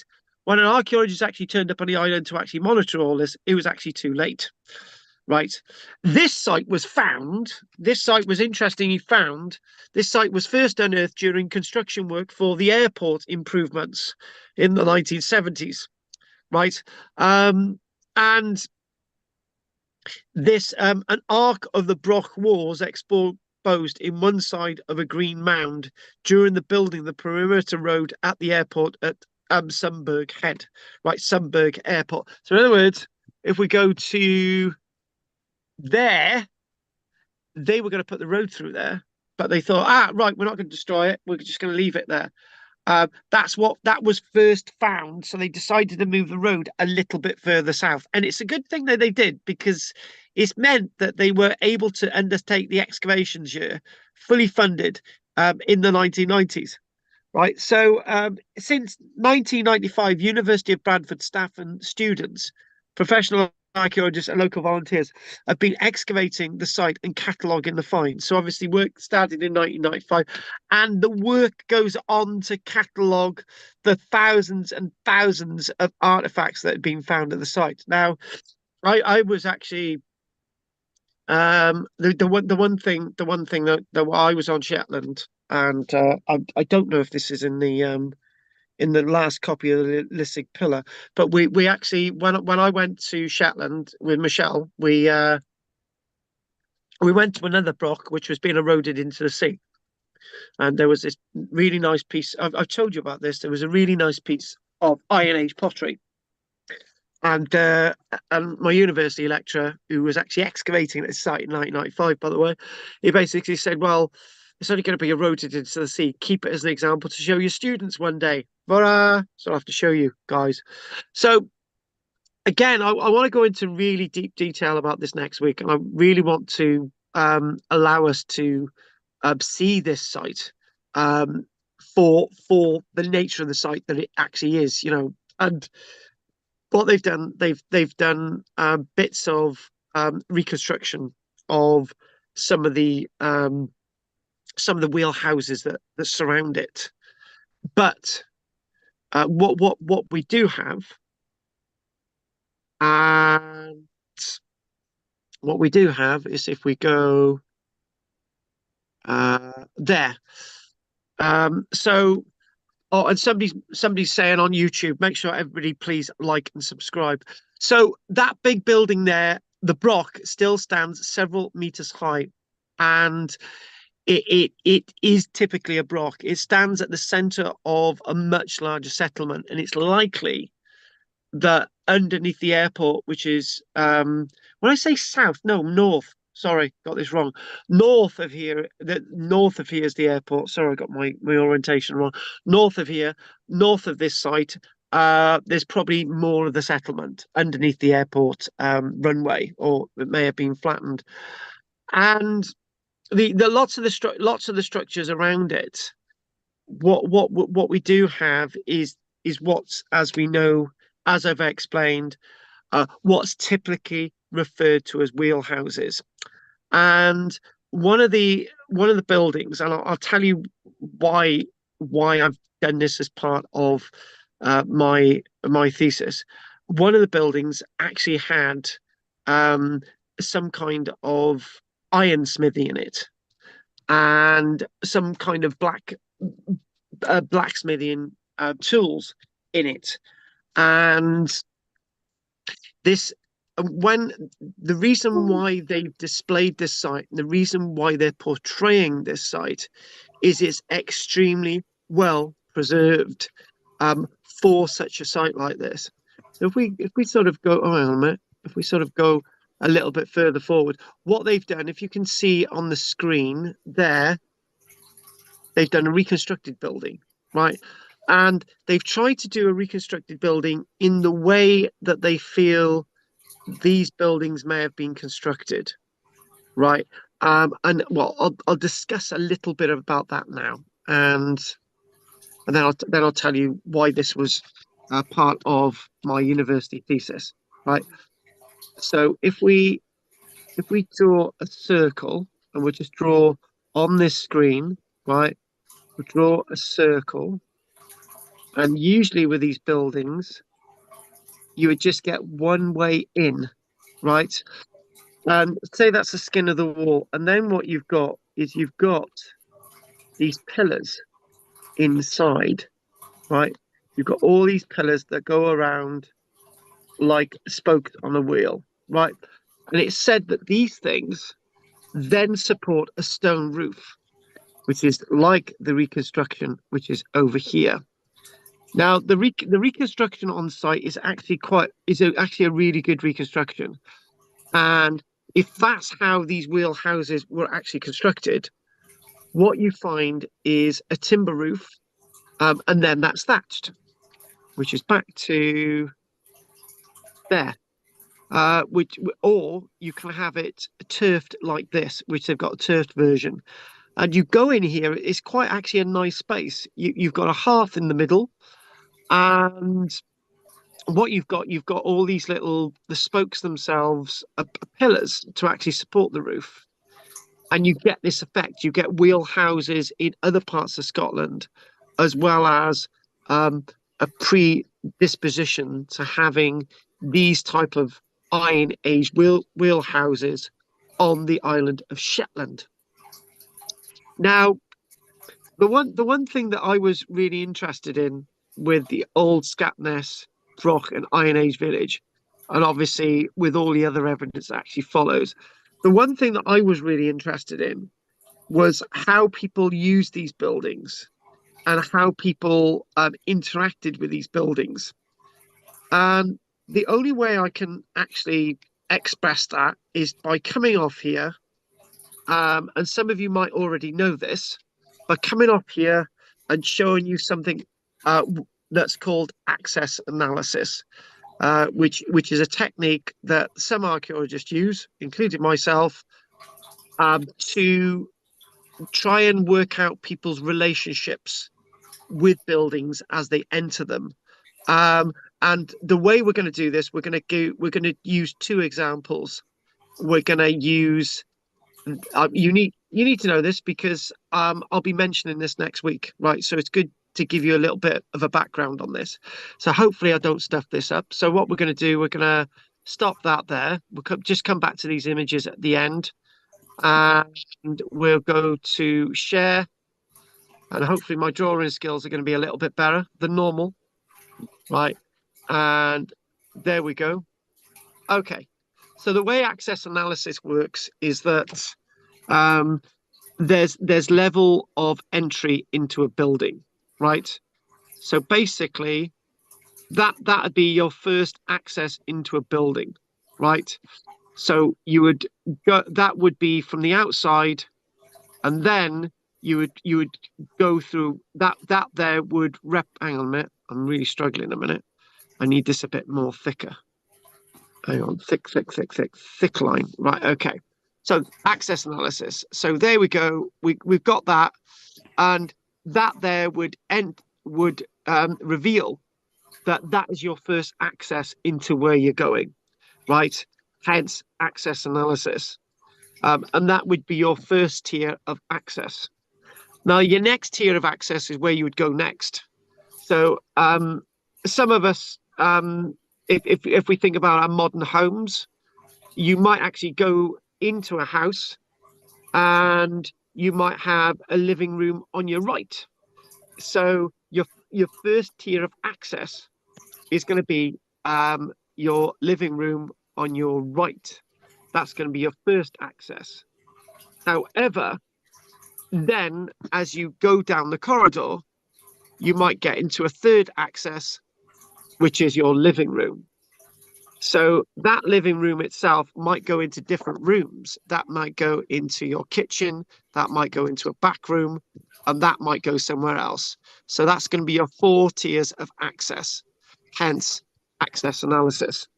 So this is an access plan that we would try to devise how people would access different areas of a building and try to understand a building. And this is really important when you're looking at Iron Age structures, because people built their structures in relationship to being able to access what's inside a building.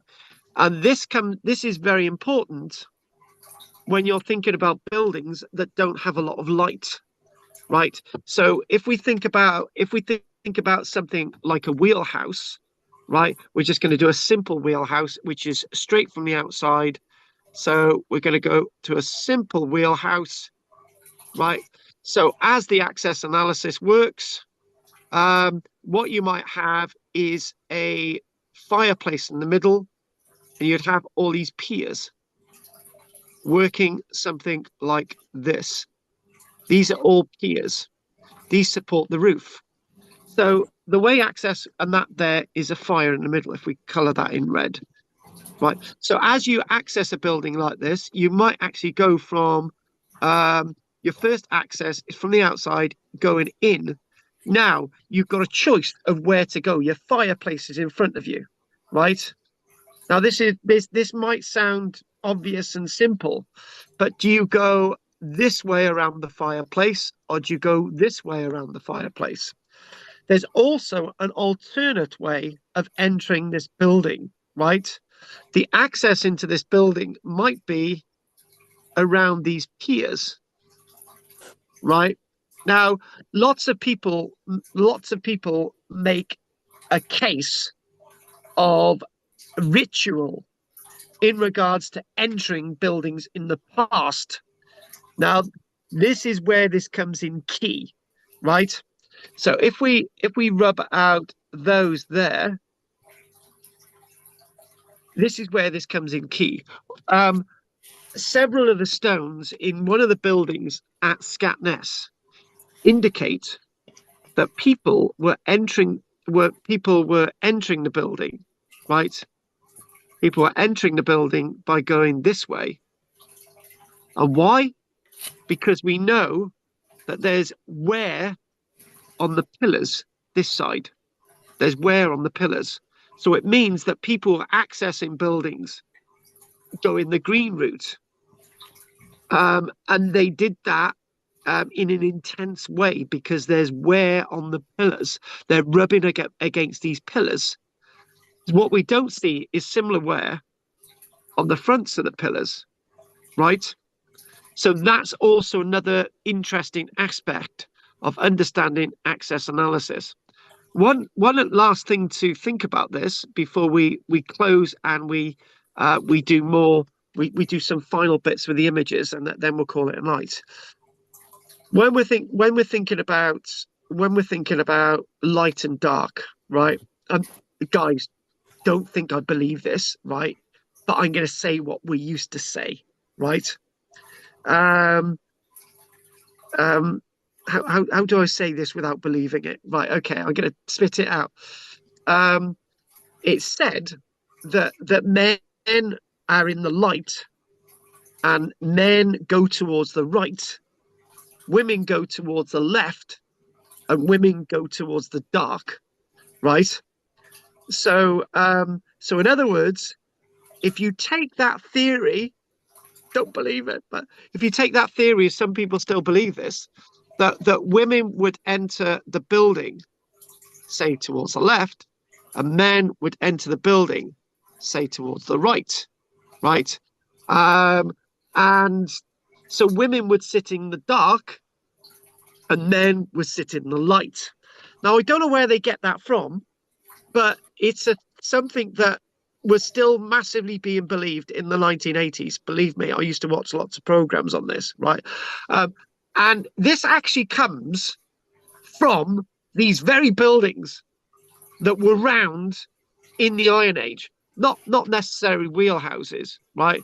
So if we get rid of all that there, clear all that.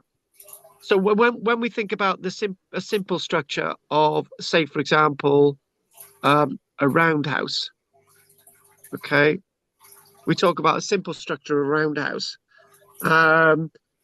It might be that women are associated working in the dark because women would be the ones inside the house and men would be the ones who are outside a house. And that's not an Iron Age theory. That's a Scandinavian theory. Okay, we'll come off here now. That's a Scandinavian theory, right? Hang on. Got that. Okay, hang on. I've mucked up something a minute. I'm off my screen. There we go. There. Okay. Carl. Right. Thanks, mate. Oh, you're going? I was just about to tell you the Scandinavian thing. Okay, I'll see you next week, Roger. I'll be looking up now. I got the name Scatness. I'll look this up as well.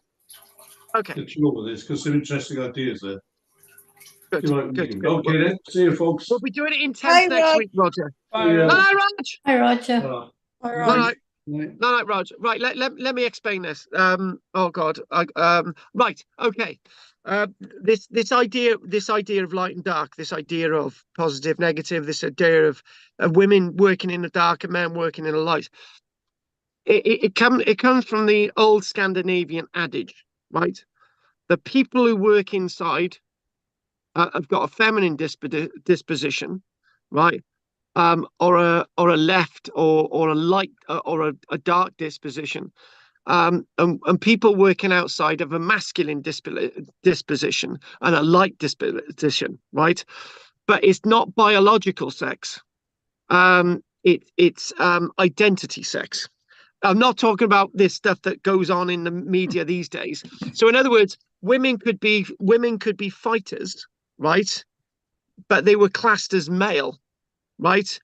Women who worked in fields were classed as male, and that would also work with men. If men worked inside, they were classed as female, right? If men stayed at home, they were classed as female, right? And this is basically where we get this idea of light and dark, possibly when we think about the Iron Age. So all we can do, just sort of just go back to these images, and then we'll call it a day. just go back to these, and what I'll tell you what we'll be doing with Scatnest next week. And anyone who wants to do any research on this, they can, but it's unlikely they've got the stuff that I've got anyway. But again, thinking about these buildings, I think what we might do is look generally at some of these plans, tell you what these buildings are about, tell you the one where we've got Iron Age workings, show you the plans a little bit more clearly, how you would access these buildings, going around the pillars and that type of thing. And again, maybe looking a little bit about the reconstruction, about old Scatness. And again, excavating a big site like this was a massive achievement, and they got a lot of funding to do it. The Shetland Utilities Trust, and you can actually see these things here. They look quite worn, some of these, but I'll show you the pillars that I exactly mean, or I might show you the week after, I'm not sure. But lots of these only have one way in. There's only one way in and one way out, and it's the same way that you came in, right? There are corridors. They've got tight little lanes going into these buildings, a bit like what we're talking about with the Neolithic site at Skara Brae. And again, looking there of the reuse of these buildings. So what you do have is naturally, you've got this is naturally probably about 300, 400 years BC, right? And these wheelhouses in the middle with these piers, and some of these piers, right, are not actually, as I've said, some of them are actually solid piers that actually join directly into the wall. For storage, to keep animals and those types of things. And when you think about these wheelhouses, there's less space. It looks quite intense. There's actually a lot less space, right? So I'm going to call that a day now. We don't want to look at my image there, right? I know that Kate actually takes photographs of my image on a computer and shows me how crap I am at drawing. But and the one last thing I did say about these is, again, working out the archaeology from not the archaeology, right? And you can imagine, if you lift up the wrong stone, you're lifting up something that is actually part of the fabric of the building, and something that hadn't collapsed and that type of thing. So that's what we're going to do next week. We're going to call that a day now. I'm loving what we're seeing there. And Simon, my university lecturer, when he was excavating with Bradford University in 1995, he basically said he had a section of the ditch that he was excavating with his students when he was doing his PhD. And there is a bit of the ditch on the right-hand side. So we may have been working there. On that note, we're going to call that a day, and let's just get off that and see if there's any questions. And for once, we've finished a little bit before 9. It's 9:52. This is the earliest we finished in a while. And by the way, I might be doing some filming in October, so some of the times on some of the Tuesdays might be slightly different. But oh yeah, my filming time finishes at 6. Oh, that will be okay with them. Forget about that. Right. Okay then. David, anything you want to ask or say? No, thank you. Fine. But don't upset farmers. No. You better not. Good night, all. Anyway, David. Night, David. Night, David. Right, we've got to get that story out of David. We really have to next week. David, tell us then. I reckon he's been chased across the field with a shotgun, but I don't think he's going to tell us that. Relatives. It's his family. His family's farmers. Yeah. Why the hell did you tell me? I made a right dick of myself. He said, don't talk about farmers, he said. It's his in-laws, his wife's family, I think. Ah, right. Okay, then. Right. So I did say the right thing. Right, fair enough. Yeah. Okay, then. Right. Okay, right. I didn't think he was married. Anyway, tell me about that offline. Right, Margaret, anything you want to say? They're so remote, the Shetland Islands. Did iron arrive on the Shetlands at the same time as, say, southern Britain? No, obviously they would have been mining it. So we've got there would have been limits. There would have been limits amounts of iron in Shetland. There's small amounts of iron on Orkney, actually, the island of Howe and somewhere else near that I'm aware of. But it would have been, I think, Shetland's a bit of a weird place. It's a bit like Scandinavia. Yeah. Because Scandinavia managed to refine iron like Shetland did. Mm.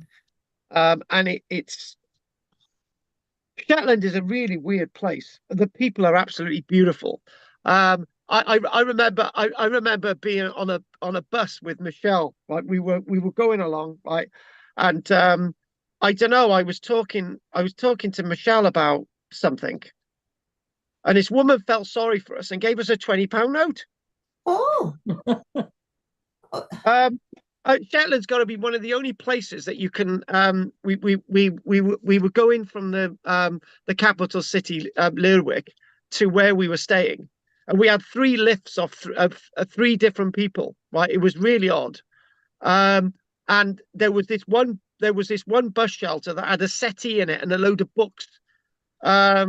Very odd place. People were lovely. And Lerwick was a really strange place. Sadly, there's no trees, and there's loads of trees there, but they're all sycamores, and loads of seagulls around. Yeah, I do associate them more with Scandinavia than Scotland, really.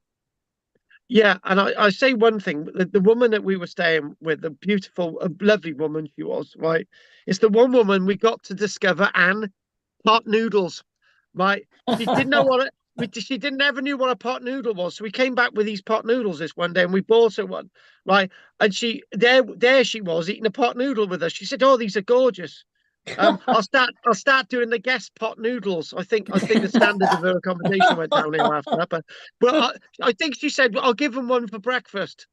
The weird thing was with her breakfast, she gave us these the black pudding, and we said we were vegetarians.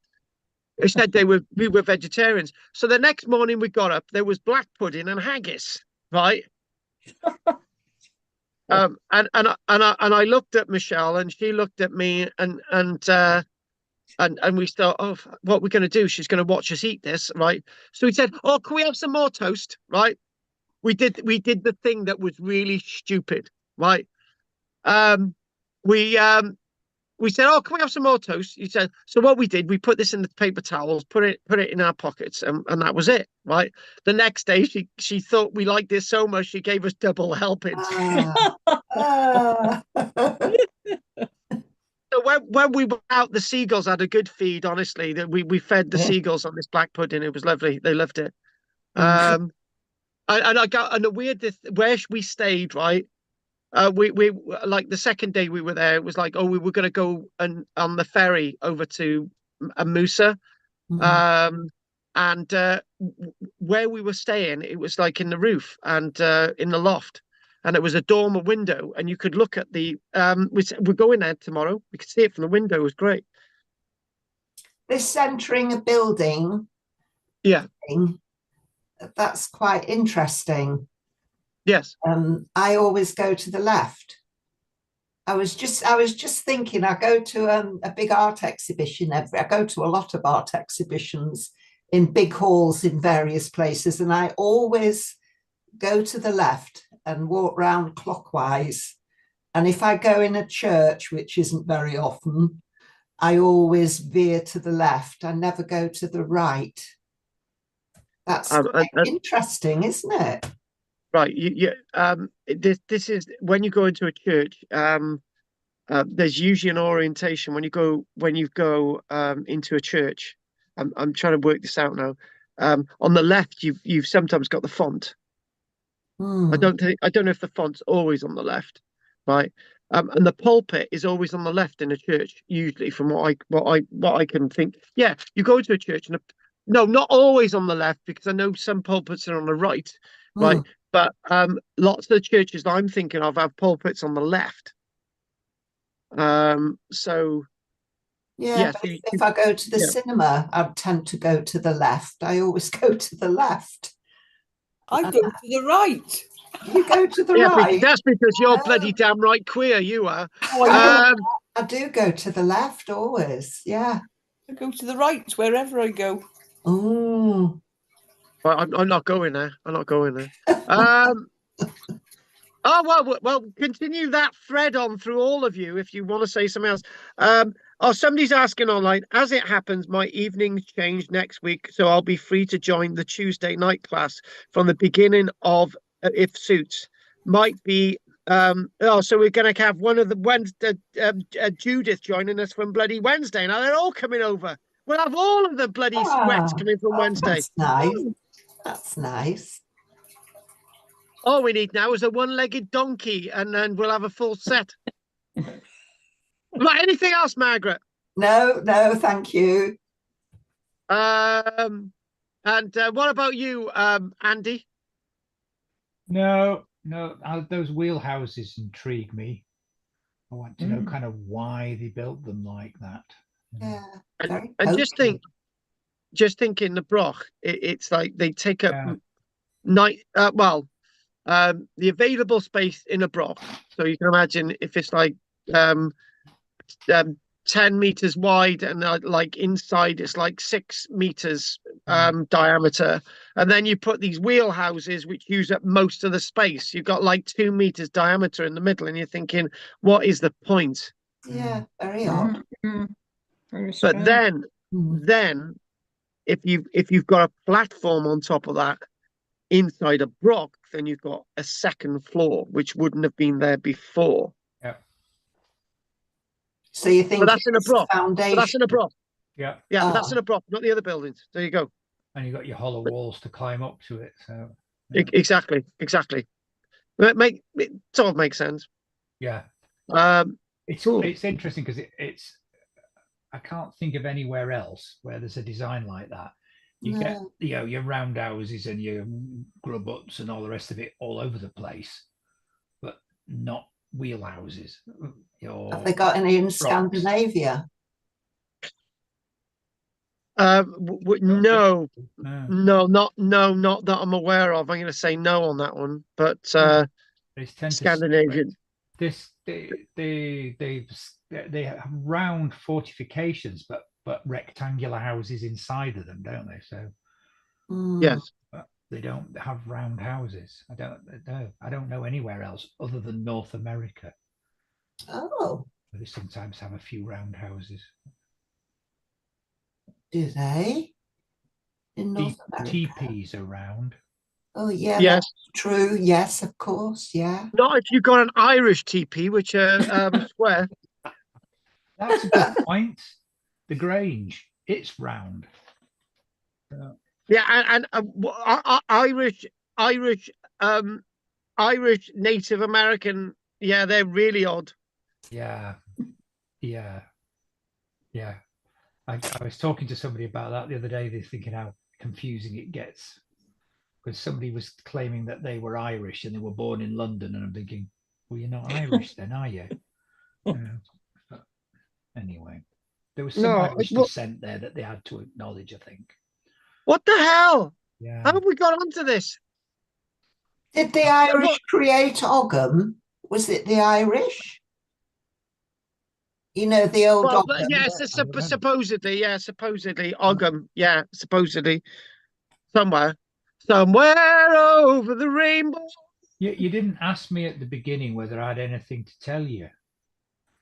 Oh, look, right, okay, let's just start again. Do the whole lecture again. Right. I came across something really weird and really interesting. I thought you did the conference thing. Okay. No, that wasn't me. I was just adding to it. Andy, let's just cut paste. Have you done all the questions on the lecture now? And we'll go back to the beginning. Yeah. I'm happy to wait and see if anyone's got any more questions. No. Do your bit. I was watching a program. This is going to sound really weird. On it's called Expedition Bigfoot, which is like, thinking, right, yeah. Now, as a series, it's actually quite interesting. They found DNA that they cannot explain, images that they cannot explain, which are really weird. And they have nutcases on, but they've also got like two of the team. Andrew. One's an anthropologist and one's ex-special forces as a tracker who do not believe. So they're trying to disprove it. But what they did, they long story short, they moved from West Coast America, California forests, found some very strange fur that shouldn't have been there from a wolf in Alaska that only lives in Alaska. So they went to Alaska. When they're digging out, exploring Alaska, they found these inverted trees, right? They had they couldn't get Irish. Well, I thought sea henge, and But they're Irish trees. They were big trees, upside down with the roots sticking out, and Really? nobody got any idea who put them there or why they were there. So of course, the nutters were going, "Oh, it's Bigfoot, isn't it?" You're thinking, right, you know. But yeah, but they found 3 of them in this area, this one particular area in Alaska. That have been put there. Oh yeah, That's yeah. the Holy Trinity. They've been put there. But I thought, isn't that weird? I don't know anywhere else where they do things like that. And just sea henge is the only other one I can think of.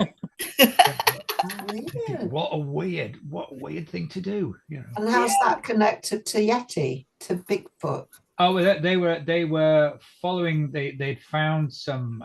Well, if you want the long story, when they were in California and they found this hair from a wolf that only lives in Alaska. Hang on, a single hair.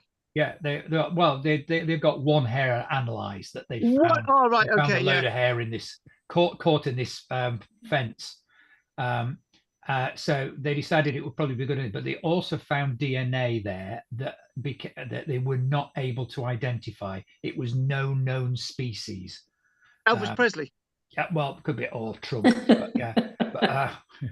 So they decided that means we need to go to Alaska. I'm thinking, right, but they were thinking about migratory things because the theory is that the Bigfoot hunts at night, and obviously in Alaska you're close to the North Pole, so in the summertime you've only got a few hours of night, so they reckon that they may migrate down south. But the Bigfoots, yeah, they've got video footage of this what looked like Sasquatch. Yeah, they've got different names for it in Alaska as well, but got a bear, and then it suddenly stands up on its back legs and walks away, and you're thinking, whoa. And the guy, the tracker who videoed it, said, "I don't know what that is. You can make your own mind up, but I don't know what that is. It's not a bear." What's the abominable snowman? Is that a Yeti? Well, they all think they're all same. They're all the same thing, just different names. But it's just like it's really weird. But I just couldn't get over the upside down trees. I thought, wow, that's really strange. Sounds like on Avatar. Yeah. I think it's to do with the Incredible Hulk, and they've got to be Irish. Yeah. So sea henge was built by Bigfoot, obviously. Yeah. Because they're the only things that can put a tree in upside down, apparently. Oh, God. Thinking, well, yeah. What about the indigenous population? Ooh. Just ignore them. I do have a theory, right? Because we've got evidence of Chinese people in London from 200 years AD, right? The Chinese went to America first to plan the railroad that they were going to build hundreds of years later, right? Brought the Yeti over to... came with them, it came with them, right? And then they stayed in London and they sent the Yeti back. Right, could have done. Yeah, they did one series that was actually based in Britain, looking for Yeah, you've done it. See, you just did it. Bigfoot, and you're thinking for Bigfoot in the Lake District. Oh yeah, absolutely, yeah. Up Scarfell. Brilliant. But yeah, it's an intriguing series. Okay, once you start watching, you're thinking, "Oh, that's interesting. I've got to see the next episode now. See what actually was that you saw." But they never find out, of course. Ooh, the wonders of the world. Yeah, but the trees were really intriguing. Did it show them? Oh yeah. So you did actually see? Oh yeah, you saw the picture. Yeah, they went up this because somebody they do their research quite carefully when they go to these areas to get what they call hotspots, where they get the most sightings and things. And virtually everybody in that area had seen one of these things, and then said, "Oh, there's these trees that are upside down that have been put in the ground." You go, "What?" So they went right. We've got to go and have a look at this. Are we still talking about trees or Yetis? Both, same thing, same program, all on the same thing. Okay. Perhaps it was a Scotsman tossing the caber. Yeah, Oh, yeah. yeah, they did Yeah. go up there. They got up to Klondike for the gold rush. Yeah, absolutely. Yeah. Maybe there was a storm. Oh, shut up, you! Mm. So there's a good Oh, my God. example of how different cultures do the same thing, Yeah. Mm. not Interesting, related isn't it? in the slightest, or probably, let's say probably not related in the So- slightest. So here's a side angle. What happens if there's a zombie apocalypse? Hmm. Does this affect the Yetis as well? Oh God, a zombie Yeti, that'd be awful. Yeah, that would be. There's a film in that, Carl. No, no. You'd have to grow a bit, but yeah. Or that in a film. Oh God. Right, yeah, flipping out. Right, Andy, thanks for that. I don't know what I am. Have we done you, Margaret? Yeah, you Yeah, have. thank I God can't for remember that. what Yeah, I cool. said, but yeah. Yeah, no, don't worry about it, Margaret. It's fine. Get over it. Right, Ruth. I've just lost the plot. Oh, sorry Yeah, about don't. that. Yeah. He That's goes fine. right when it goes in a building. She goes right. Oh yeah, I go left.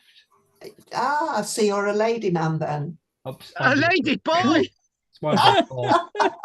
That's why I've gone bald. I'm a lady boy and you're a boy lady. Yeah. Right, okay, We're we're all slowly very getting there. mixed up, yes. This is Brighton Dreener up. She just wants to go somewhere else. Right, okay. Oh, the Wednesday Dreener, class. over to you. What we need is somebody else. Yeah, we need somebody. Yeah, no, let's not have Normal. anyone. Somebody No. normal. You never get 'em. Normal. Right, Dreener. Anything from you, darling? Yes. Yeah. I wonder why we have to Why? catalogue. Why we have to put people into groups like light and dark, and Yeah, good point. why Yeah. does it matter? You're just where you are. I don't understand what it's done. I think what it is, we overcomplicate the possible non-complications of the past. Yeah. Right.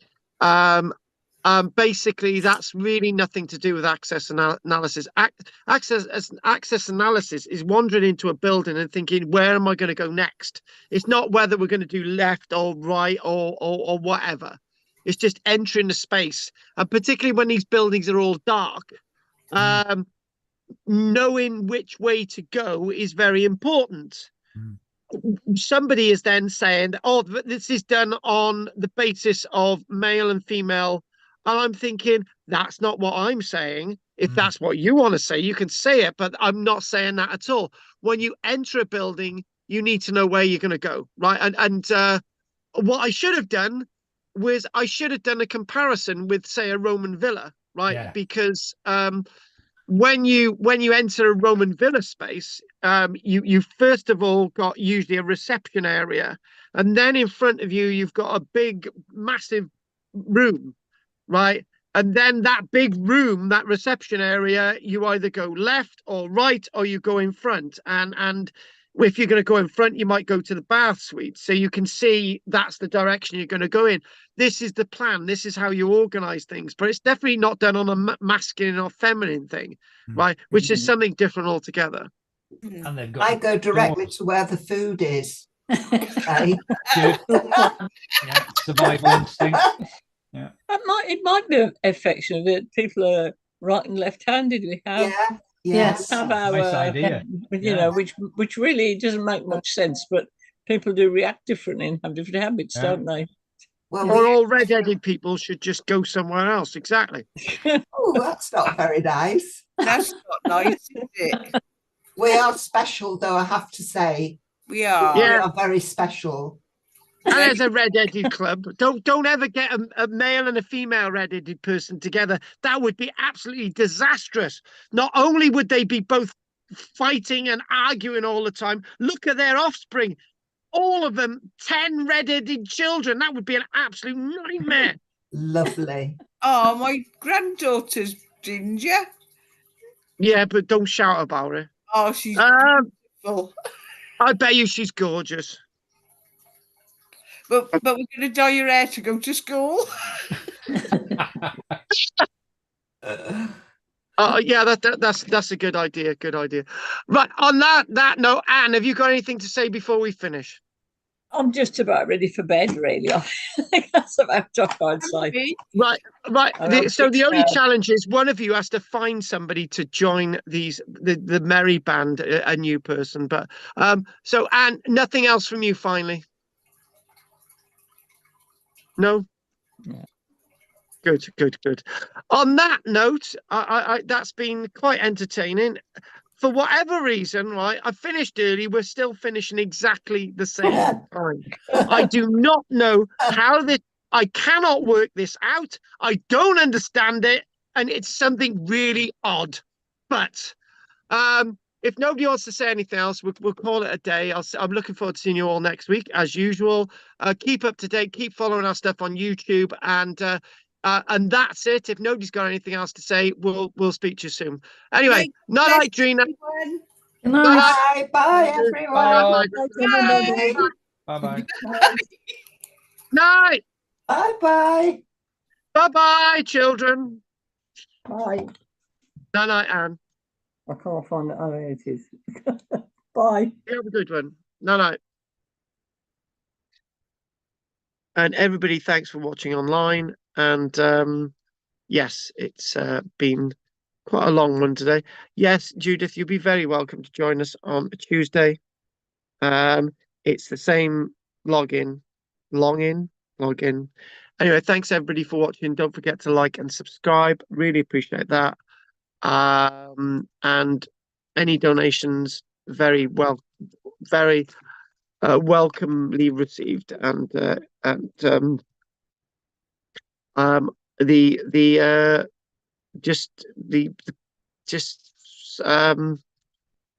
what is the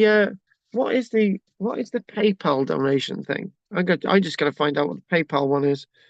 What is the PayPal donation thing? It's got to be on here somewhere. And anyone got any questions online they would like to ask me?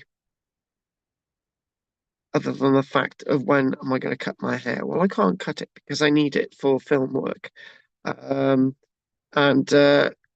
by the way, yesterday it was offered because it was Owen Glyndŵr Day. Anyone who responded and they wanted to become members of Archaeology Cymru for a year, if that's like getting the Elysig pillar, then they're to let me know. And if anyone's interested tonight, last call, they need to let me know now.